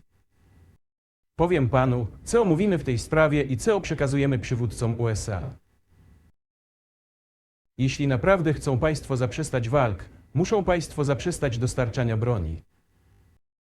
To się skończy w ciągu kilku tygodni. To wszystko. A potem możemy uzgodnić pewne warunki. Zanim pan to zrobi, proszę przestać. Co będzie łatwiejsze? Dlaczego miałbym do niego dzwonić? O czym mam z nim rozmawiać? Albo błagać go o CEO?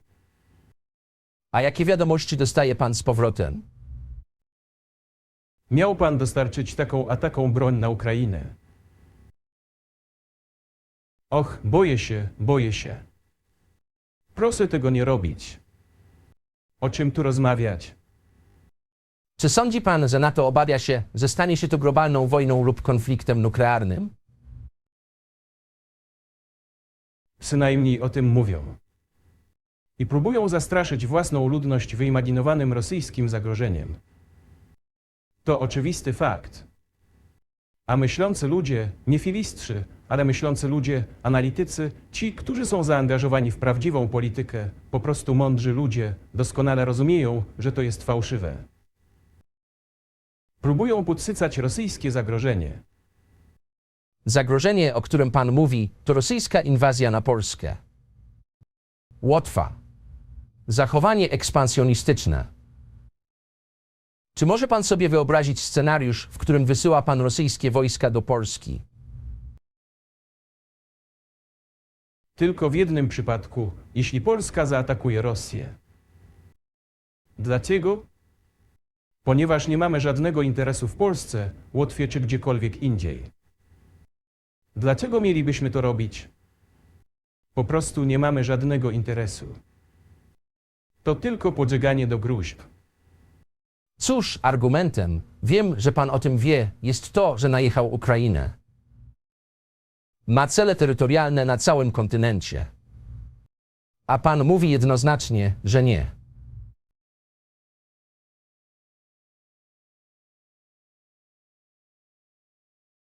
To absolutnie wykluczone.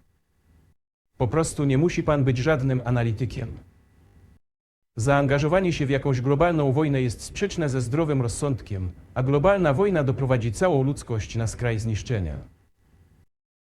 To oczywiste. Z pewnością istnieją środki odstraszania. Przez cały czas straszyli wszystkich razem z nami. Jutro Rosja użyje taktycznej broni jądrowej. Jutro Rosja jej użyje. Nie pojutrze. I co z tego? W celu wyłudzenia dodatkowych pieniędzy od amerykańskich i europejskich podatników w konfrontacji z Rosją na ukraińskim teatrze wojny. Celem jest maksymalne osłabienie Rosji. Jeden z naszych starszych amerykańskich senatorów ze stanu Nowy Jork, Chuck Schumer, powiedział wczoraj, jak sądzę, że musimy nadal finansować ukraińskie wysiłki. W przeciwnym razie obywatele USA mogą tam walczyć. Jak pan to ocenia?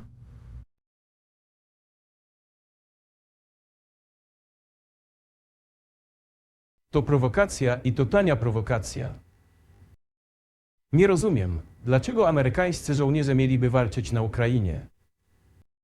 To najemnicy ze Stanów Zjednoczonych. Najwięcej najemników pochodzi z Polski, na drugim miejscu są najemnicy ze Stanów Zjednoczonych, a na trzecim z Gruzji. Cóż, jeśli ktoś ma ochotę wysłać regularne wojska, z pewnością doprowadziłoby to ludzkość na skraj bardzo poważnego globalnego konfliktu. To jest oczywiste. Czy Stany Zjednoczone tego potrzebują? Po co? Tysiące mil od pańskiego terytorium. Czy nie mają państwo nic lepszego do roboty? Ma pan problemy na granicy. Problemy z migracją, problemy z długiem narodowym. Ponad 33 biliony dolarów. Nie ma pan nic lepszego do roboty. Więc powinien pan walczyć na Ukrainie. Czy nie byłoby lepiej negocjować z Rosją? Proszę zawrzeć porozumienie. Rozumiejąc już sytuację, która się dziś rozwija, zdając sobie sprawę, że Rosja będzie walczyć o swoje interesy do końca. I zdając sobie z tego sprawę, tak naprawdę wrócić do zdrowego rozsądku, zacząć szanować nasz kraj i jego interesy i szukać pewnych rozwiązań. Wydaje mi się, że to jest dużo mądrzejsze i bardziej racjonalne. Kto wysadził Nord Stream w powietrze? Pan na pewno. Byłem zajęty tego dnia. To nie ja wysadziłem Nord Stream. Ale dziękuję panu.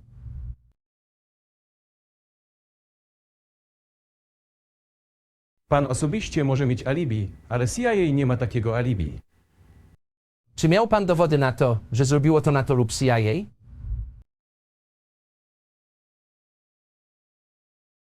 Wie pan, nie będę wchodził w szczegóły, ale ludzie zawsze mówią w takich przypadkach, proszę szukać kogoś, kto jest zainteresowany.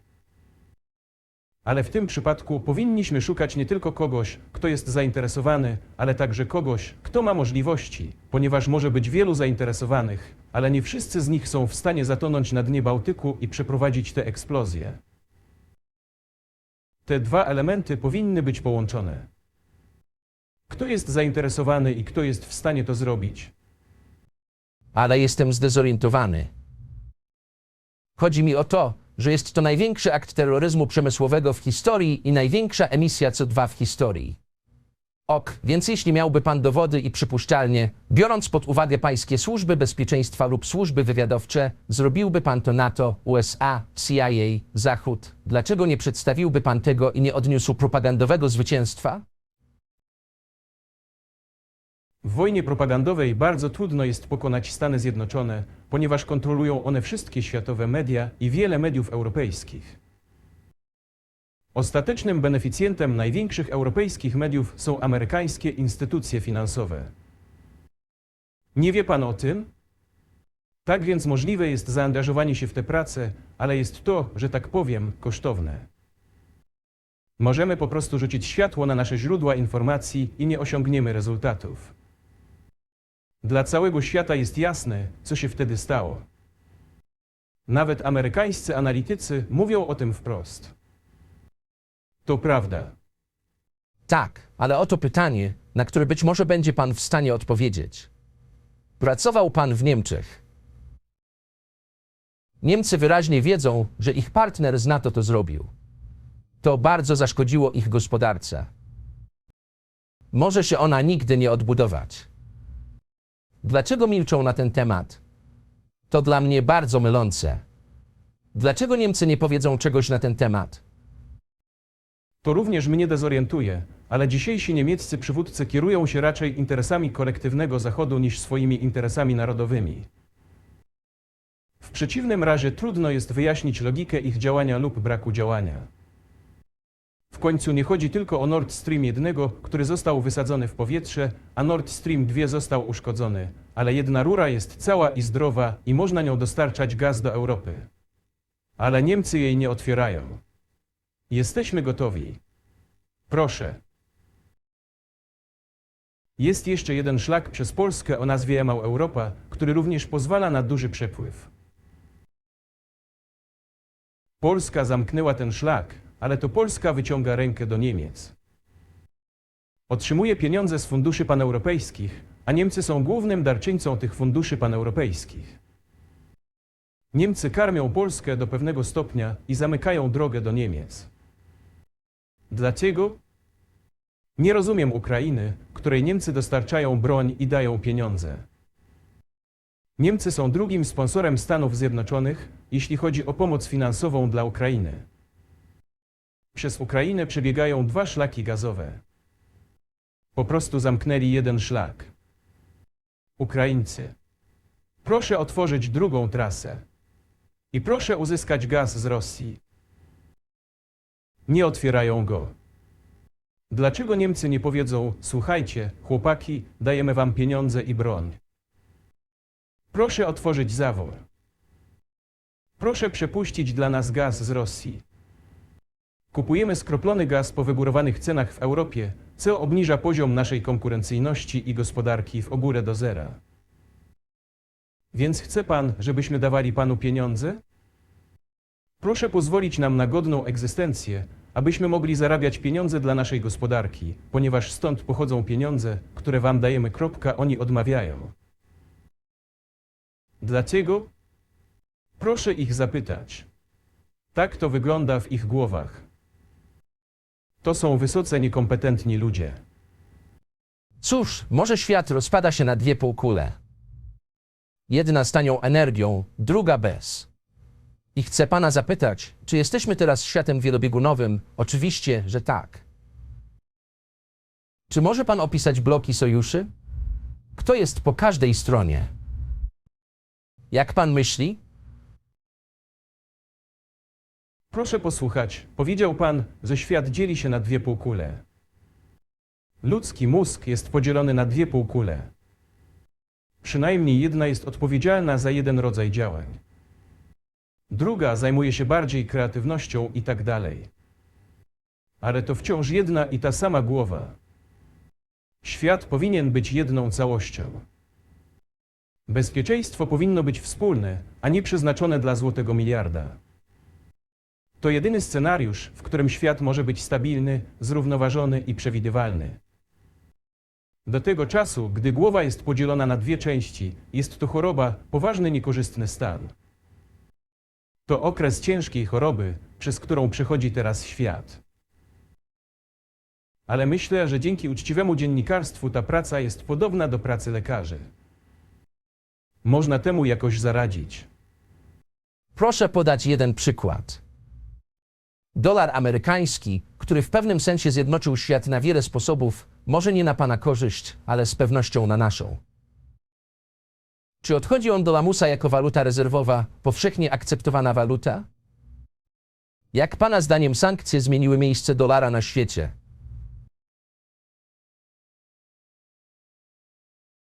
Wie pan, używanie dolara jako narzędzia walki w polityce zagranicznej jest jednym z największych strategicznych błędów popełnionych przez amerykańskich przywódców politycznych. Dolar jest kamieniem węgielnym potęgi Stanów Zjednoczonych. Myślę, że wszyscy doskonale rozumieją, że bez względu na to, ile dolarów zostanie wydrukowanych, zostaną one szybko rozproszone po całym świecie. Inflacja w Stanach Zjednoczonych jest minimalna. Wynosi około 3 lub 3,4%, co moim zdaniem jest całkowicie akceptowalne dla USA. Ale nie przestaną drukować. O czym mówi nam dług w wysokości 33 bilionów dolarów? Chodzi o emisję.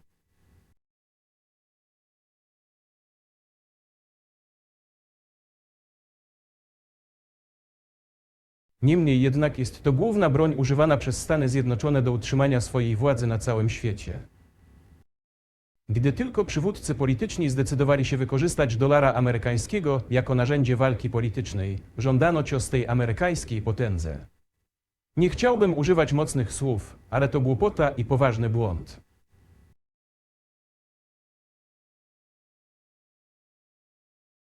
Proszę spojrzeć na to, co dzieje się na świecie. Nawet sojusznicy Stanów Zjednoczonych zmniejszają teraz swoje rezerwy dolarowe. Widząc to, wszyscy zaczynają szukać sposobów na zabezpieczenie się. Ale fakt, że Stany Zjednoczone stosują restrykcyjne środki wobec niektórych krajów, takie jak nakładanie ograniczeń na transakcje, zamrażanie aktywów itp. Powoduje poważne obawy i wysyła sygnał do całego świata. Co my tu mamy? Do 2022 roku około 80% rosyjskich transakcji handlu zagranicznego odbywało się w dolarach amerykańskich i euro. Dolary amerykańskie stanowiły około 50% naszych transakcji z krajami trzecimi. Cóż, obecnie jest to 13%. To nie my zakazaliśmy używania dolara amerykańskiego. Nie mieliśmy takiego zamiaru. To była decyzja Stanów Zjednoczonych, aby ograniczyć nasze transakcje w dolarach amerykańskich. Uważam, że jest to kompletna głupota z punktu widzenia interesów samych Stanów Zjednoczonych i ich podatników, ponieważ szkodzi amerykańskiej gospodarce i podważa potęgę Stanów Zjednoczonych na całym świecie. Nawiasem mówiąc, nasze transakcje w juanach stanowiły około 3%. Obecnie 34% naszych transakcji dokonywanych jest w rublach i mniej więcej tyle samo. Nieco ponad 34% w juanach. Dlaczego Stany Zjednoczone to zrobiły? Moim jedynym przypuszczeniem jest zarozumiałość. Prawdopodobnie myśleli, że doprowadzi to do pełnego załamania, ale nic się nie zawaliło. Co więcej, inne kraje, w tym producenci ropy naftowej, rozważają i już akceptują płatności za ropę w juanach. Czy w ogóle zdaje pan sobie sprawę z tego, co się dzieje, czy nie? Czy ktokolwiek w Stanach Zjednoczonych zdaje sobie z tego sprawę? Co pan robi? Odcina się pan od świata. Mówią to wszyscy eksperci. Proszę zapytać jakąkolwiek inteligentną i myślącą osobę w Stanach Zjednoczonych, co dolar oznacza dla USA. Zabijają go państwo własnymi rękami. Myślę, że to uczciwa ocena. Pytanie brzmi, co będzie dalej? A może zamieni pan jedną potęgę kolonialną na inną, znacznie mniej sentymentalną i wybaczającą potęgę kolonialną? Chodzi mi o to, czy na przykład krajom BRIC grozi całkowite zdominowanie przez Chińczyków przez chińską gospodarkę? W pewnym sensie nie jest to dobre dla ich suwerenności. Czy martwi się pan o to? Cóż, słyszeliśmy już tę historię o Bugemanach. To jest opowieść o strachu. Jesteśmy sąsiadami Chin. Nie może pan wybierać sąsiadów, tak jak nie może pan wybierać bliskich krewnych. Dzielimy z nimi granice o długości 1000 kilometrów. To jest numer 1. Po drugie, mamy wielowiekową historię współistnienia. Jesteśmy do tego przyzwyczajeni. Po trzecie, filozofia polityki zagranicznej Chin nie jest agresywna. Jej ideą jest zawsze poszukiwanie kompromisu. I my to widzimy. Kolejny punkt jest następujący. Zawsze opowiada się nam tę samą historię o Bugemanie. I tutaj znowu się to powtarza w eufemistycznej formie. Ale to wciąż ta sama historia. Współpraca z Chinami stale rośnie, a tempo, w jakim rośnie współpraca Chin z Europą, jest wyższe i większe niż tempo wzrostu współpracy Chin z Rosją. Jeśli zapyta pan Europejczyków, czy nie obawiają się, że tak może być? Nie wiem. Ale nadal starają się uzyskać dostęp do chińskiego rynku za wszelką cenę, zwłaszcza teraz, gdy borykają się z problemami gospodarczymi. Chińskie firmy również badają rynek europejski. Czy chińskie firmy są obecne w Stanach Zjednoczonych? Tak. Decyzje polityczne są takie, że starają się ograniczyć współpracę z Chinami. Ograniczając współpracę z Chinami, działa pan na własną szkodę, panie Tucker. Szkodzi pan sam sobie. Jest to delikatna sprawa i nie ma rozwiązań typu srebrna kula, podobnie jak w przypadku dolara. Tak więc przed wprowadzeniem jakichkolwiek bezprawnych sankcji, bezprawnych z punktu widzenia Karty Narodów Zjednoczonych, należy się bardzo dobrze zastanowić decydentom. To wydaje się być problemem. Powiedział pan przed chwilą, że świat byłby o wiele lepszy, gdyby nie był podzielony na konkurujące ze sobą sojusze, gdyby istniała globalna współpraca. Jednym z powodów, dla których tak nie jest, jest to, że obecna amerykańska administracja jest przeciwko panu. Czy sądzi pan, że gdyby po Joe Bidenie nastała nowa administracja, byłby pan w stanie przywrócić komunikację z rządem USA? A może nie ma dla pana znaczenia, kto będzie prezydentem? Powiem panu. Ale proszę pozwolić mi dokończyć poprzednią myśl. Wraz z moim kolegą i przyjacielem, prezydentem 11 Jinpingiem, postawiliśmy sobie za cel osiągnięcie w tym roku $200 miliardów wzajemnego handlu z Chinami. Przekroczyliśmy ten poziom. Według naszych danych, nasz dwustronny handel z Chinami wynosi już $230 miliardów. Chińskie statystyki mówią o $240 miliardach. Jest to jedna ważna rzecz. Nasza wymiana handlowa jest dobrze zrównoważona, wzajemnie się uzupełnia w zakresie zaawansowanych technologii, energii, badań naukowych i rozwoju. Jest bardzo zrównoważony. Jeśli chodzi o kraje BRIC, w których Rosja objęła w tym roku przewodnictwo, to rozwijają się one bardzo szybko. Proszę spojrzeć, o ile mnie pamięć nie myli, w 1992 roku udział krajów G7 w światowej gospodarce wynosił 47%, podczas gdy w 2022 roku spadł do, jak sądzę, nieco ponad 30%. Kraje BRIC stanowiły zaledwie 16% w 1992 roku, ale obecnie ich udział jest większy niż udział G7. Nie ma to nic wspólnego z wydarzeniami na Ukrainie. Wynika to z trendów globalnego rozwoju i światowej gospodarki, o czym wspomniałem przed chwilą. I to jest nieuniknione. Tak będzie się działo. To jest jak wschód słońca. Nie może pan zapobiec wschodowi słońca. Musi się pan do niego dostosować. W jaki sposób Stany Zjednoczone dostosowują się za pomocą sankcji siłowych, nacisków, bombardowań i użycia sił zbrojnych? Tu chodzi o zarozumiałość. Pański establishment polityczny nie rozumie, że świat zmienia się w obiektywnych okolicznościach. I aby zachować swój poziom, nawet jeśli ktoś aspiruje, proszę wybaczyć, do poziomu dominacji. Musi pan podejmować właściwe decyzje w sposób kompetentny i na czas. Takie brutalne działania, w tym w odniesieniu do Rosji i powiedzmy innych krajów, przynoszą efekt przeciwny do zamierzonego. To oczywisty fakt. To już stało się oczywiste. Zapytał mnie pan tylko, czy inny przywódca przyjdzie i coś zmieni? Nie chodzi o przywódcę. Nie chodzi o osobowość konkretnej osoby. Miałem bardzo dobre relacje z panem Bushem. Wiem, że w Stanach Zjednoczonych przedstawiano go jako wiejskiego chłopca, który niewiele rozumie. Zapewniam pana, że tak nie jest. Myślę, że popełnił wiele błędów także w odniesieniu do Rosji. Mówiłem panu o 2008 roku i decyzji w Bukareszcie o otwarciu drzwi NATO dla Ukrainy i tak dalej. To wydarzyło się za jego prezydentury. Rzeczywiście wywierał presję na Europejczyków. Ale ogólnie, na poziomie osobistym, miałem z nim bardzo dobre relacje. Nie był gorszy niż jakikolwiek inny polityk amerykański, rosyjski czy europejski. Zapewniam pana, że rozumiał, co robi, tak samo dobrze jak inni. Miałem również takie osobiste relacje z Trumpem.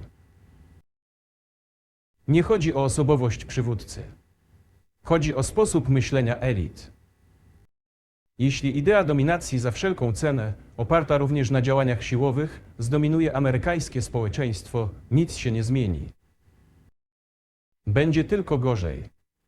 Ale jeśli w końcu ktoś dojdzie do świadomości, że świat się zmienia ze względu na obiektywne okoliczności i że powinien być w stanie dostosować się do nich w czasie, wykorzystując zalety, które USA wciąż mają dzisiaj, to być może coś się zmieni.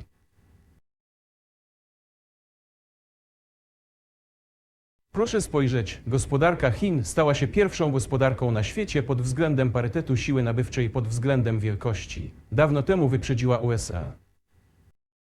Na drugim miejscu są Stany Zjednoczone, potem Indie, 1,5 miliarda ludzi, a następnie Japonia z Rosją na 5. miejscu.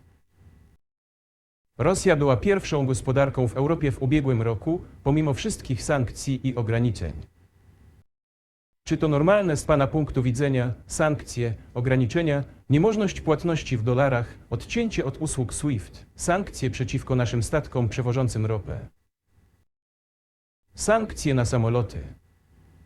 Sankcje na wszystko, wszędzie. Największa liczba sankcji na świecie, które są stosowane, jest stosowana przeciwko Rosji. W tym czasie staliśmy się pierwszą gospodarką Europy. Narzędzia stosowane przez USA nie działają. Cóż, trzeba się zastanowić, co robić. Jeśli ta świadomość dotrze do elit rządzących, to tak, wtedy pierwsza osoba w państwie będzie działała w oczekiwaniu na to, czego oczekują od niej wyborcy i ludzie, którzy podejmują decyzje na różnych szczeblach. Wtedy może coś się zmieni. Ale opisuje pan dwa różne systemy. Mówi pan, że lider działa w interesie wyborców, ale mówi pan też, że te decyzje nie są podejmowane przez lidera, tylko przez klasę rządzącą. Rządzi pan tym krajem od tak dawna, zna pan wszystkich amerykańskich prezydentów. Jak pan sądzi, jakie są centra władzy w Stanach Zjednoczonych? Kto tak naprawdę podejmuje decyzje? Nie mam pojęcia. Ameryka to złożony kraj. Z jednej strony konserwatywny, z drugiej szybko się zmieniający. Nie jest nam łatwo to wszystko uporządkować. Kto podejmuje decyzje w wyborach? Czy można to zrozumieć, skoro każdy stan ma własne ustawodawstwo? Każdy stan reguluje się sam.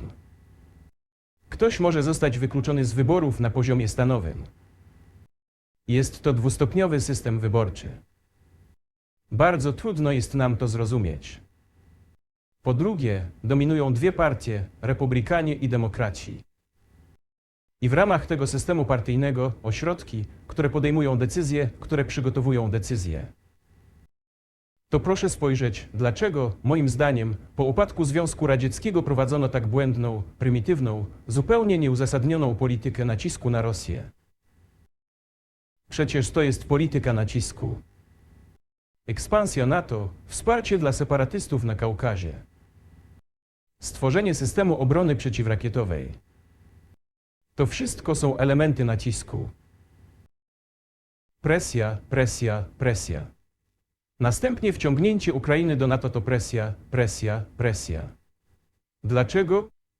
Myślę, że między innymi dlatego, że stworzono nadmierne zdolności produkcyjne.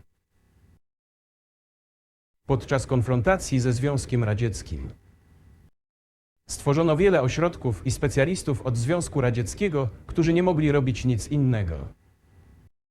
Przekonali oni kierownictwo polityczne, że konieczne jest dalsze dłutowanie Rosji, próba jej rozbicia, stworzenie na tym terytorium kilku quasi państwowych podmiotów i podporządkowanie ich w podzielonej formie, aby wykorzystać ich połączony potencjał do przyszłej walki z Chinami.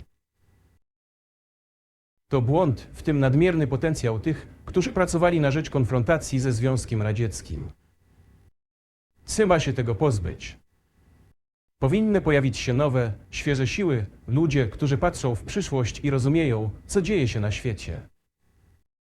Proszę spojrzeć, jak rozwija się Indonezja. 600 milionów ludzi. Gdzie możemy od tego uciec? Nigdzie. Musimy po prostu założyć, że Indonezja tam wejdzie. Jest już w klubie wiodących gospodarek świata. Bez względu na to, komu się to podoba lub nie. Tak, rozumiemy i jesteśmy świadomi, że w Stanach Zjednoczonych, pomimo wszystkich problemów gospodarczych, sytuacja jest nadal normalna, a gospodarka rozwija się przyzwoicie. O ile się nie mylę, PKB rośnie o 2,5%. Ale jeśli chcemy zapewnić sobie przyszłość, musimy zmienić nasze podejście do tego, co się zmienia. Jak już powiedziałem, świat zmieni się niezależnie od tego, jak zakończą się wydarzenia na Ukrainie. Świat się zmienia i sami eksperci Stanów Zjednoczonych piszą, że Stany Zjednoczone jednak stopniowo zmieniają swoją pozycję na świecie. To pańscy eksperci tak piszą.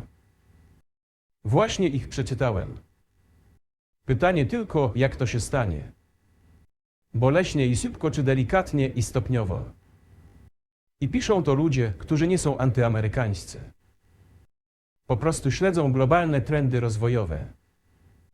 I tyle.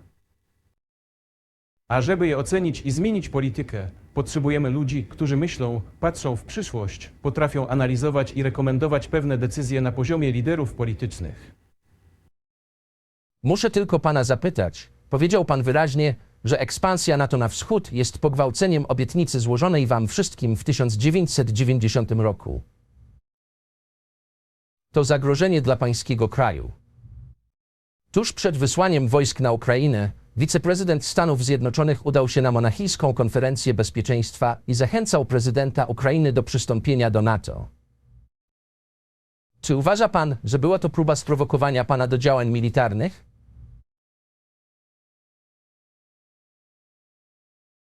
Powtarzam raz jeszcze, wielokrotnie proponowaliśmy, by szukać rozwiązania problemów, które pojawiły się na Ukrainie po zamachu stanu w 2014 roku na drodze pokojowej.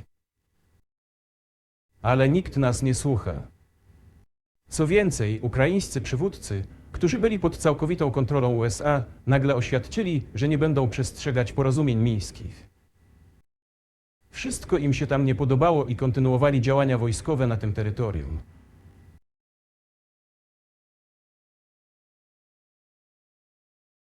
Jednocześnie terytorium to było wykorzystywane przez struktury wojskowe NATO pod przykrywką różnych ośrodków szkolenia i przekwalifikowania personelu. Zasadniczo zaczęli tworzyć tam bazy. To wszystko. Ukraina ogłosiła, że Rosjanie są narodowością nietytułową, jednocześnie przyjmując ustawy ograniczające prawa narodowości nietytułowych na Ukrainie. Ukraina, która otrzymała wszystkie południowo-wschodnie terytoria w prezencie od narodu rosyjskiego, nagle ogłosiła, że Rosjanie nie są narodowością tytularną na tym terytorium. Czy to normalne? Wszystko to razem doprowadziło do decyzji o zakończeniu wojny, którą neonaziści rozpoczęli na Ukrainie w 2014 roku. Czy uważa pan, że Zełenski ma swobodę negocjowania rozwiązania tego konfliktu? Nie znam szczegółów. Oczywiście trudno mi to oceniać, ale wierzę, że tak. W każdym razie kiedyś miał. Jego ojciec walczył przeciwko faszystowskim nazistom podczas II wojny światowej. Kiedyś z nim o tym rozmawiałem. Powiedziałem: Worodymy, co pan robi? Dlaczego wspiera pan dziś neonazistów na Ukrainie, podczas gdy pański ojciec walczył przeciwko faszyzmowi? On był żołnierzem na froncie. Nie powiem panu, co odpowiedział. To osobny temat i uważam, że nie powinienem tego robić. Ale co do wolności wyboru. Dlaczego nie? On doszedł do władzy w oparciu o oczekiwania Ukraińców, że doprowadzi Ukrainę do pokoju. Mówił o tym. To dzięki temu wygrał wybory przytłaczającą większością głosów. Ale kiedy doszedł do władzy, moim zdaniem zdał sobie sprawę z dwóch rzeczy. Po pierwsze, lepiej nie ścierać się z neonazistami i nacjonalistami, ponieważ są oni agresywni i bardzo aktywni. Można się po nich spodziewać wszystkiego. Po drugie, Zachód kierowany przez USA wspiera ich i zawsze będzie wspierał tych, którzy antagonizują się z Rosją. Jest to korzystne i bezpieczne. Zajął więc odpowiednie stanowisko, mimo że obiecał swoim obywatelom zakończenie wojny na Ukrainie. Oszukał swoich wyborców. Ale czy uważa pan, że w tym momencie, od lutego 2024 roku, ma on swobodę, aby rozmawiać z panem lub pana rządem bezpośrednio o zakończeniu tego, co wyraźnie nie pomaga jego krajowi ani światu? Jak pan sądzi, czy może to zrobić? Dlaczego nie? Uważa się za głowę państwa. Wygrał wybory. Chociaż w Rosji uważamy, że zamach stanu jest głównym źródłem władzy dla wszystkiego, co wydarzyło się po 2014 roku. I w tym sensie nawet dziś rząd jest wadliwy.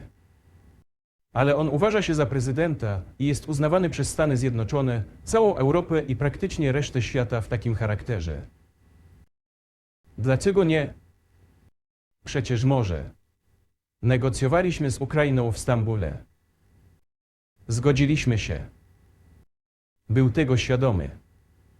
Co więcej, lider grupy negocjacyjnej, pan Arachamia, jak sądzę, jego nazwisko nadal stoi na czele frakcji partii rządzącej, partii prezydenta w Radzie. Wciąż stoi na czele frakcji prezydenckiej w Radzie, parlamencie tego kraju. Wciąż tam zasiada. Złożył nawet swój wstępny podpis na dokumencie. Mówię państwu.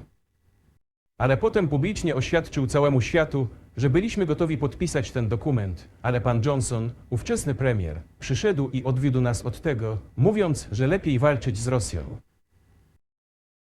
Dadzą nam wszystko, co potrzebne, by zwrócić to, co straciliśmy podczas starć z Rosją. Zgodziliśmy się na tę propozycję. Proszę spojrzeć, jego oświadczenie zostało opublikowane. Powiedział to publicznie. Czy mogą do tego wrócić, czy nie? Pytanie brzmi, czy oni tego chcą, czy nie? Dalej, prezydent Ukrainy wydał dekret zakazujący negocjacji z nami. Niech pan odwoła ten dekret.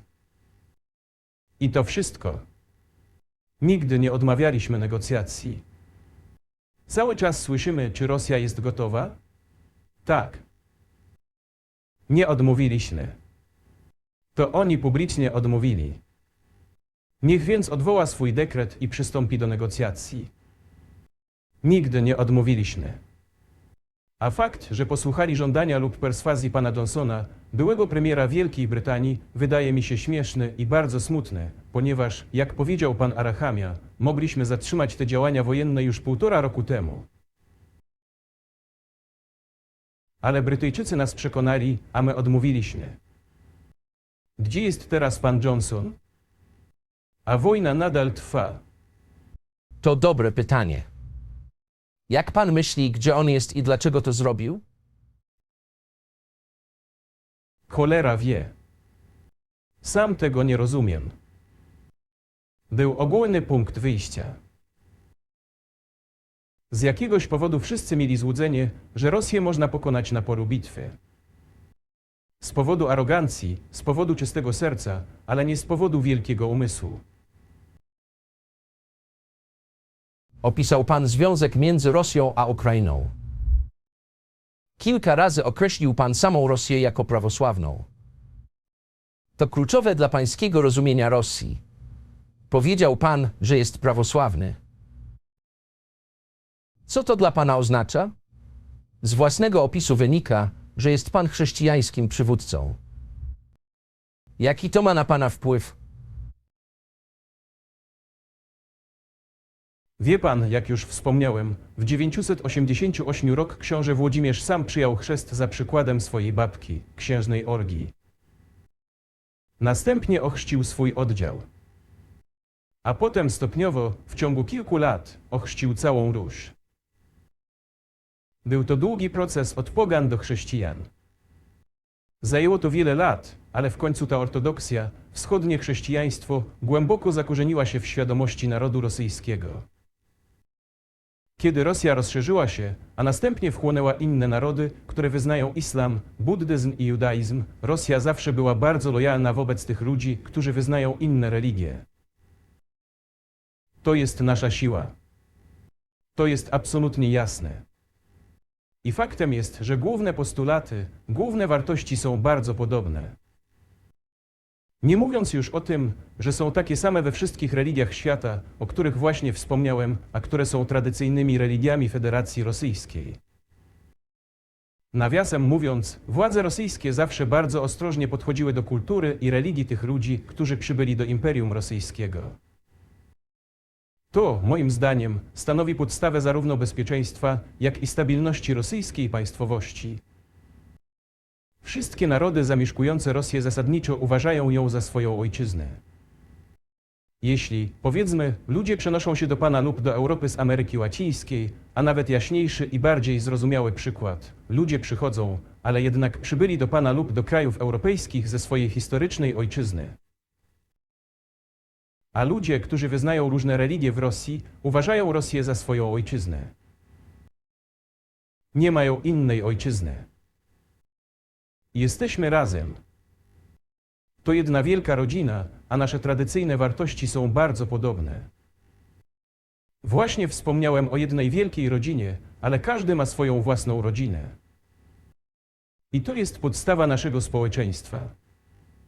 I jeśli mówimy, że ojczyzna i rodzina są ze sobą szczególnie powiązane, to rzeczywiście tak jest, ponieważ niemożliwe jest zapewnienie normalnej przyszłości naszym dzieciom i naszym rodzinom, jeśli nie zapewnimy normalnej, zrównoważonej przyszłości dla całego kraju, dla ojczyzny. Dlatego właśnie nastroje patriotyczne są w Rosji tak silne. Jedną z różnic między religiami jest to, że chrześcijaństwo jest religią bez przemocy. Jezus mówi, nadstaw drugi policzek. Proszę nie zabijać.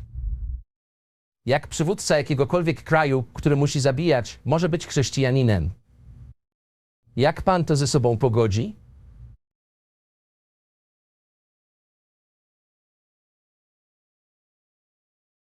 Jest to bardzo łatwe, jeśli chodzi o ochronę siebie i swojej rodziny, swojej ojczyzny. Nie będziemy nikogo atakować. Kiedy zaczęły się wydarzenia na Ukrainie? Od zamachu stanu i rozpoczęcia działań wojennych w Donbasie. Wtedy się zaczęły. A my chroniliśmy naszych ludzi, siebie, naszą ojczyznę i naszą przyszłość. Jeśli chodzi o religię w ogóle, wie pan, nie chodzi o zewnętrzne manifestacje. Nie chodzi o codzienne chodzenie do kościoła czy walenie głową w podłogę. To jest w sercu, a nasza kultura jest tak bardzo zorientowana na człowieka. Dostojewski, który był bardzo dobrze znany na Zachodzie i geniusz rosyjskiej kultury, rosyjskiej literatury, wiele mówił o tym, o rosyjskiej duszy. W końcu zachodnie społeczeństwo jest bardziej pragmatyczne. Rosjanie myślą bardziej o tym, co wieczne, o wartościach moralnych. Nie wiem, może się pan ze mną nie zgodzi, ale mimo wszystko kultura zachodnia jest bardziej pragmatyczna. Nie mówię, że to źle. Dzięki temu dzisiejszy złoty miliard może osiągnąć sukces w produkcji, nawet w nauce i tak dalej. Nie ma w tym nic złego. Mówię tylko, że w pewnym sensie wyglądamy tak samo. Czy widzi pan nadprzyrodzone działanie, patrząc na to, co dzieje się teraz na świecie? Czy widzi pan Boga w pracy? Czy kiedykolwiek pomyślał pan sobie, że są to siły, które nie są ludzkie?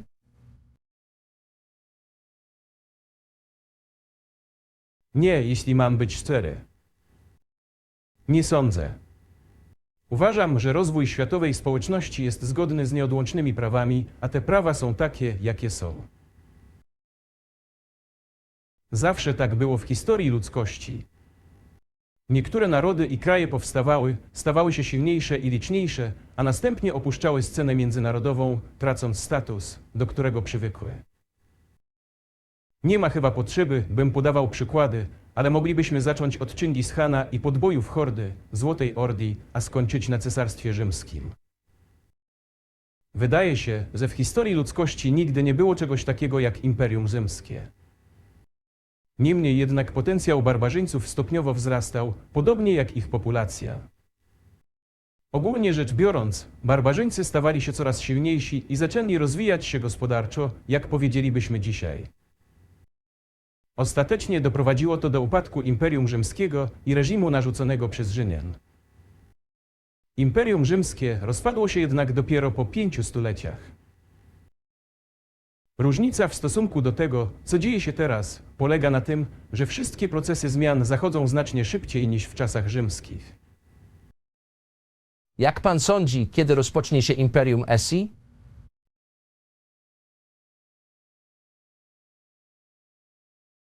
Zadaje pan coraz bardziej skomplikowane pytania.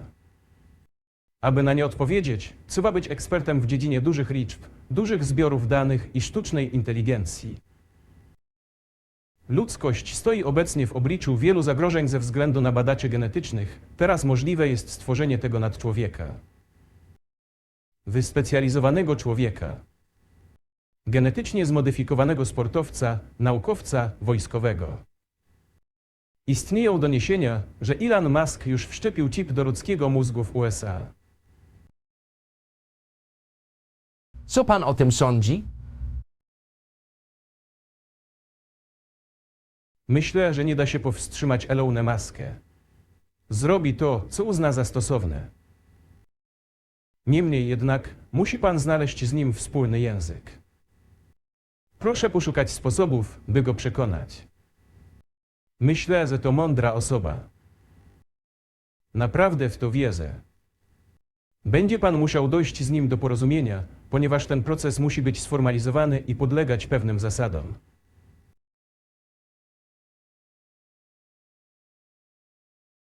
Ludzkość musi zastanowić się, co stanie się w związku z najnowszymi osiągnięciami w genetyce lub sztucznej inteligencji. Można w przybliżeniu przewidzieć, co się stanie. Kiedyś ludzkość poczuła egzystencjalne zagrożenie ze strony broni nuklearnej. Wszystkie kraje nuklearne zaczęły się ze sobą dogadywać, ponieważ zdały sobie sprawę, że niedbałe użycie broni jądrowej może doprowadzić ludzkość do zagłady. Dziś nie da się powstrzymać badań nad genetyką czy sztuczną inteligencją, tak jak kiedyś nie dało się powstrzymać użycia prochu strzelniczego.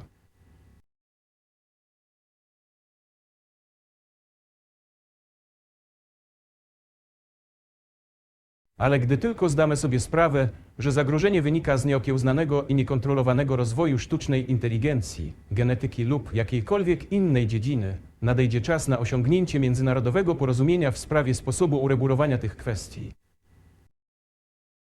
Doceniam cały czas, który nam pan poświęcił. Muszę zadać panu ostatnie pytanie. Chodzi o kogoś, kto jest bardzo znany w Stanach Zjednoczonych. Prawdopodobnie nie tutaj. Evan Gershkiewicz, który jest reporterem Wall Street Journal. Ma 32 lata. Jest w więzieniu od prawie roku.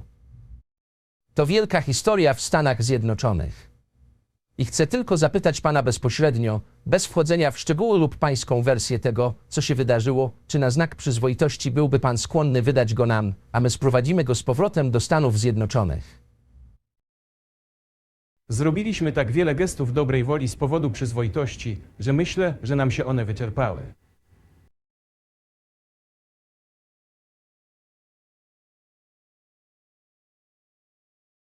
Nigdy nie widzieliśmy, by ktokolwiek odwzajemnił się nam w podobny sposób. Teoretycznie możemy jednak powiedzieć, że nie wykluczamy, że możemy to zrobić, jeśli nasi partnerzy podejmą wzajemne kroki. Mówiąc o partnerach, mam na myśli przede wszystkim służby specjalne. Służby specjalne są ze sobą w kontakcie. Rozmawiają na ten temat. Nie ma tabu, aby rozwiązać tę kwestię. Jesteśmy gotowi ją rozwiązać, ale są pewne warunki omawiane kanałami służb specjalnych. Wierzę, że uda się osiągnąć porozumienie. Więc zazwyczaj mam na myśli, że takie rzeczy zdarzają się od wieków. Jeden kraj łapie innego szpiega w swoich granicach. Wymienia go na jednego z własnych pracowników wywiadu w innym kraju.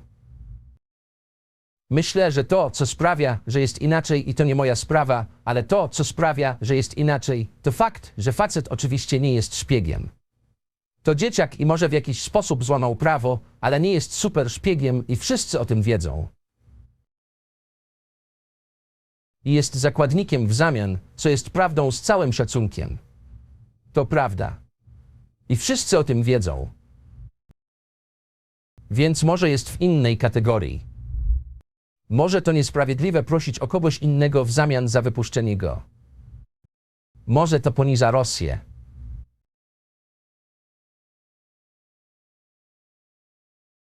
Wie pan, można różnie interpretować to, co stanowi szpiega. Ale są pewne rzeczy przewidziane przez prawo. Jeśli ktoś zdobywa tajne informacje i robi to w sposób konspiracyjny, to jest to kwalifikowane jako szpiegostwo. I dokładnie to robił. Otrzymywał tajne, poufne informacje i robił to potajemnie. Być może zrobił to przez nieuwagę lub z własnej inicjatywy. Biorąc pod uwagę sam fakt, że jest to zakwalifikowane jako szpiegostwo. Fakt ten został udowodniony, ponieważ został złapany na gorącym uczynku, gdy otrzymywał te informacje. Gdyby to była jakaś naciągana wymówka, jakaś fabrykacja, coś, co nie zostało udowodnione, to byłaby to inna historia. Ale został złapany na gorącym uczynku, gdy potajemnie otrzymywał poufne informacje. O co więc chodzi? Czy sugeruje pan, że pracował dla rządu USA lub NATO, czy był po prostu reporterem, który otrzymał materiały, których nie powinien mieć? Wydaje się, że są to bardzo różne rzeczy.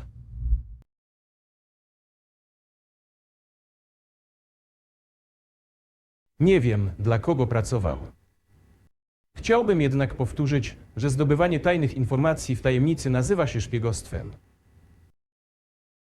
A on pracował dla amerykańskich służb specjalnych, kilku innych agencji.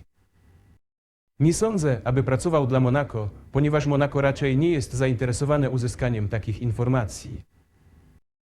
To służby specjalne muszą dojść do porozumienia. Pewne podstawy zostały położone. Są ludzie, którzy naszym zdaniem nie są związani ze służbami specjalnymi. Proszę pozwolić, że opowiem historię osoby odsiadującej wyrok w kraju sojuszniczym USA. Osoba ta, powodowana uczuciami patriotycznymi, zlikwidowała bandytę w jednej z europejskich stolic. Czy podczas wydarzeń na Kaukazie wie pan, co on robił?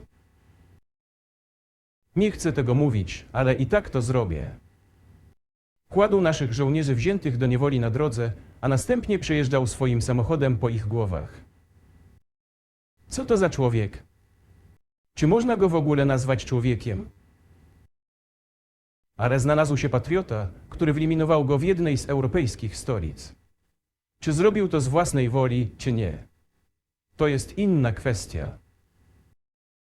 To znaczy, to zupełnie inna historia. To 32-letni dziennikarz prasowy. Popełnił coś innego. Nie jest tylko dziennikarzem.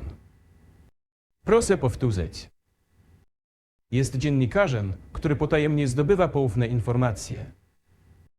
Tak, to co innego, ale nadal mówię o innych ludziach, którzy są zasadniczo kontrolowani przez władze USA, gdziekolwiek odbywają karę. Trwa dialog między służbami specjalnymi. Trzeba to rozwiązać w spokojny, odpowiedzialny i profesjonalny sposób. Pozostają w kontakcie, więc proszę pozwolić im wykonywać swoją pracę. Nie wykluczam, że osoba, o której pan mówi, pan Gerszkowicz, może wrócić do ojczyzny.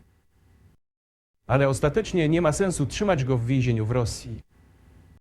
Chcemy, aby amerykańskie służby specjalne zastanowiły się, w jaki sposób mogą przyczynić się do osiągnięcia celów, do których dążą nasze służby specjalne.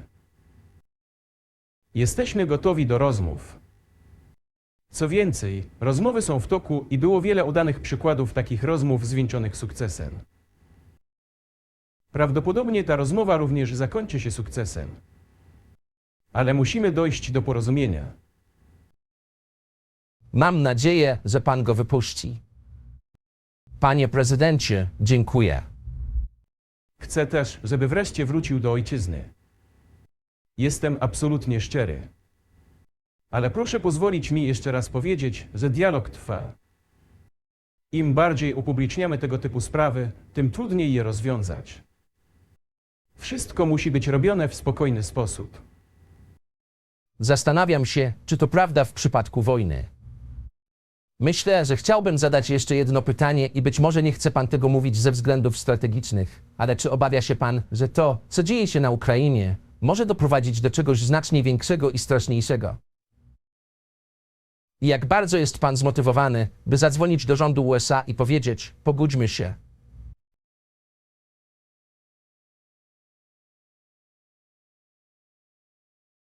Już powiedziałem, że nie odmówiliśmy rozmów. Jesteśmy gotowi do negocjacji. To strona zachodnia, a Ukraina jest oczywiście państwem satelickim USA. To jest oczywiste. Nie chcę, by odebrał pan to tak, jakbym szukał mocnych słów czy obelg. Ale obaj rozumiemy, co się dzieje. Wsparcie finansowe. Przekazano 72 miliardy dolarów amerykańskich. Na drugim miejscu są Niemcy, a następnie inne kraje europejskie. Dziesiątki miliardów dolarów amerykańskich trafiają na Ukrainę. Jest ogromny napływ broni. W tym przypadku powinien pan powiedzieć obecnemu ukraińskiemu przywództwu, aby przestało i podeszło do stołu negocjacyjnego, unieważniło ten absurdalny dekret. Nie odmówiliśmy. Oczywiście, ale już pan to powiedział. Nie sądziłem, że ma pan na myśli obrazę, ponieważ już powiedział pan poprawnie, że Ukraina została powstrzymana przed negocjacjami pokojowymi przez byłego brytyjskiego premiera działającego w imieniu administracji Bidena. Więc oczywiście są satelitą. Duże kraje kontrolują małe kraje. To nic nowego. I dlatego zapytałem o bezpośrednie kontakty z administracją Bidena, która podejmuje te decyzje, a nie z prezydentem Zełeńskim na Ukrainie.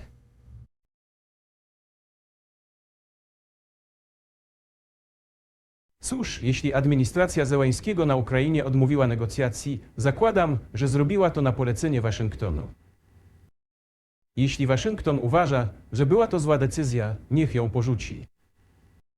Niech znajdzie delikatną wymówkę, aby nikogo nie urazić. Niech znajdzie jakieś wyjście.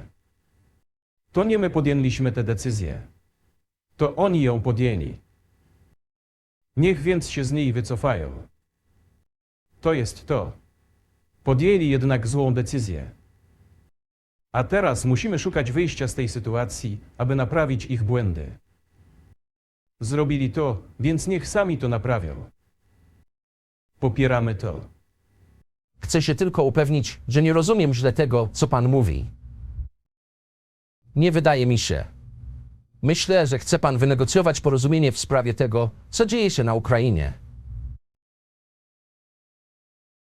Zgadza się. I zrobiliśmy to. Przygotowaliśmy w Stambule ogromny dokument, który został parafowany przez szefa ukraińskiej delegacji. Złożył swój podpis pod niektórymi postanowieniami, ale nie pod wszystkimi. Złożył swój podpis, a potem sam powiedział, że jesteśmy gotowi go podpisać, a wojna skończyłaby się dawno temu. 18 miesięcy temu. Jednak premier Johnson przyszedł, porozmawiał z nami i straciliśmy tę szansę. Cóż, przegapił ją pan. Popełnił pan błąd. Proszę pozwolić im do tego wrócić. To wszystko. Dlaczego musimy zawracać sobie głowę i naprawiać cudze błędy? Wiem, że można powiedzieć, że to nasz błąd. To my zaostrzyliśmy sytuację i postanowiliśmy zakończyć wojnę, która rozpoczęła się w 2014 roku w Donbasie. Jak już powiedziałem, za pomocą broni. Proszę pozwolić mi wrócić do dalszej historii. Już panu o tym mówiłem. Właśnie o tym rozmawialiśmy.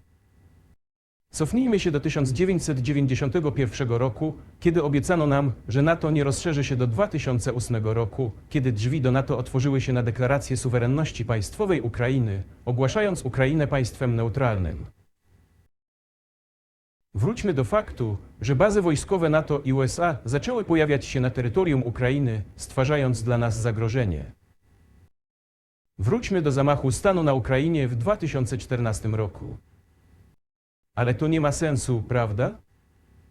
Możemy wracać i wracać bez końca, ale oni przerwali negocjacje. Czy to błąd? Tak. Proszę go naprawić. Jesteśmy gotowi. Co jeszcze jest potrzebne? Czy uważa pan, że zaakceptowanie przez NATO rosyjskiej kontroli nad tym, co jeszcze 2 lata temu było terytorium Ukrainy, jest w tym momencie zbyt upokarzające?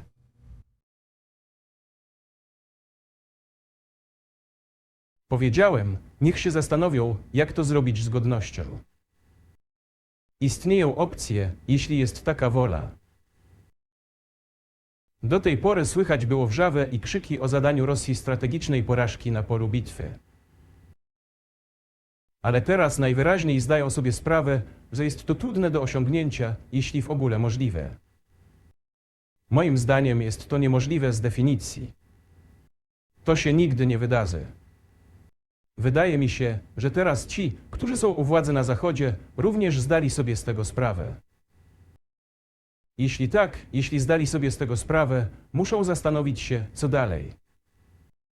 Jesteśmy gotowi na ten dialog. Czy byłby pan skłonny pogratulować NATO wygranej i utrzymać obecną sytuację?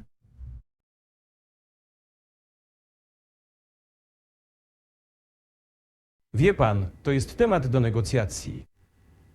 Nikt nie chce ich prowadzić lub, mówiąc dokładniej, chcą, ale nie wiedzą, jak to zrobić. Ja wiem, że chcą. Nie tylko ja to widzę, ale wiem, że tego chcą, ale mają trudności ze zrozumieniem, jak to zrobić. To oni doprowadzili sytuację do punktu, w którym się znajdujemy. To nie my to zrobiliśmy. Zrobili to nasi partnerzy, przeciwnicy. Proszę pozwolić im zastanowić się, jak odwrócić tę sytuację. Nie jesteśmy temu przeciwni. To byłoby zabawne, gdyby nie było takie smutne. Ta niekończąca się mobilizacja na Ukrainie, histeria, problemy wewnętrzne, prędzej czy później doprowadzą do porozumienia. Wie pan, to pewnie brzmi dziwnie, biorąc pod uwagę obecną sytuację.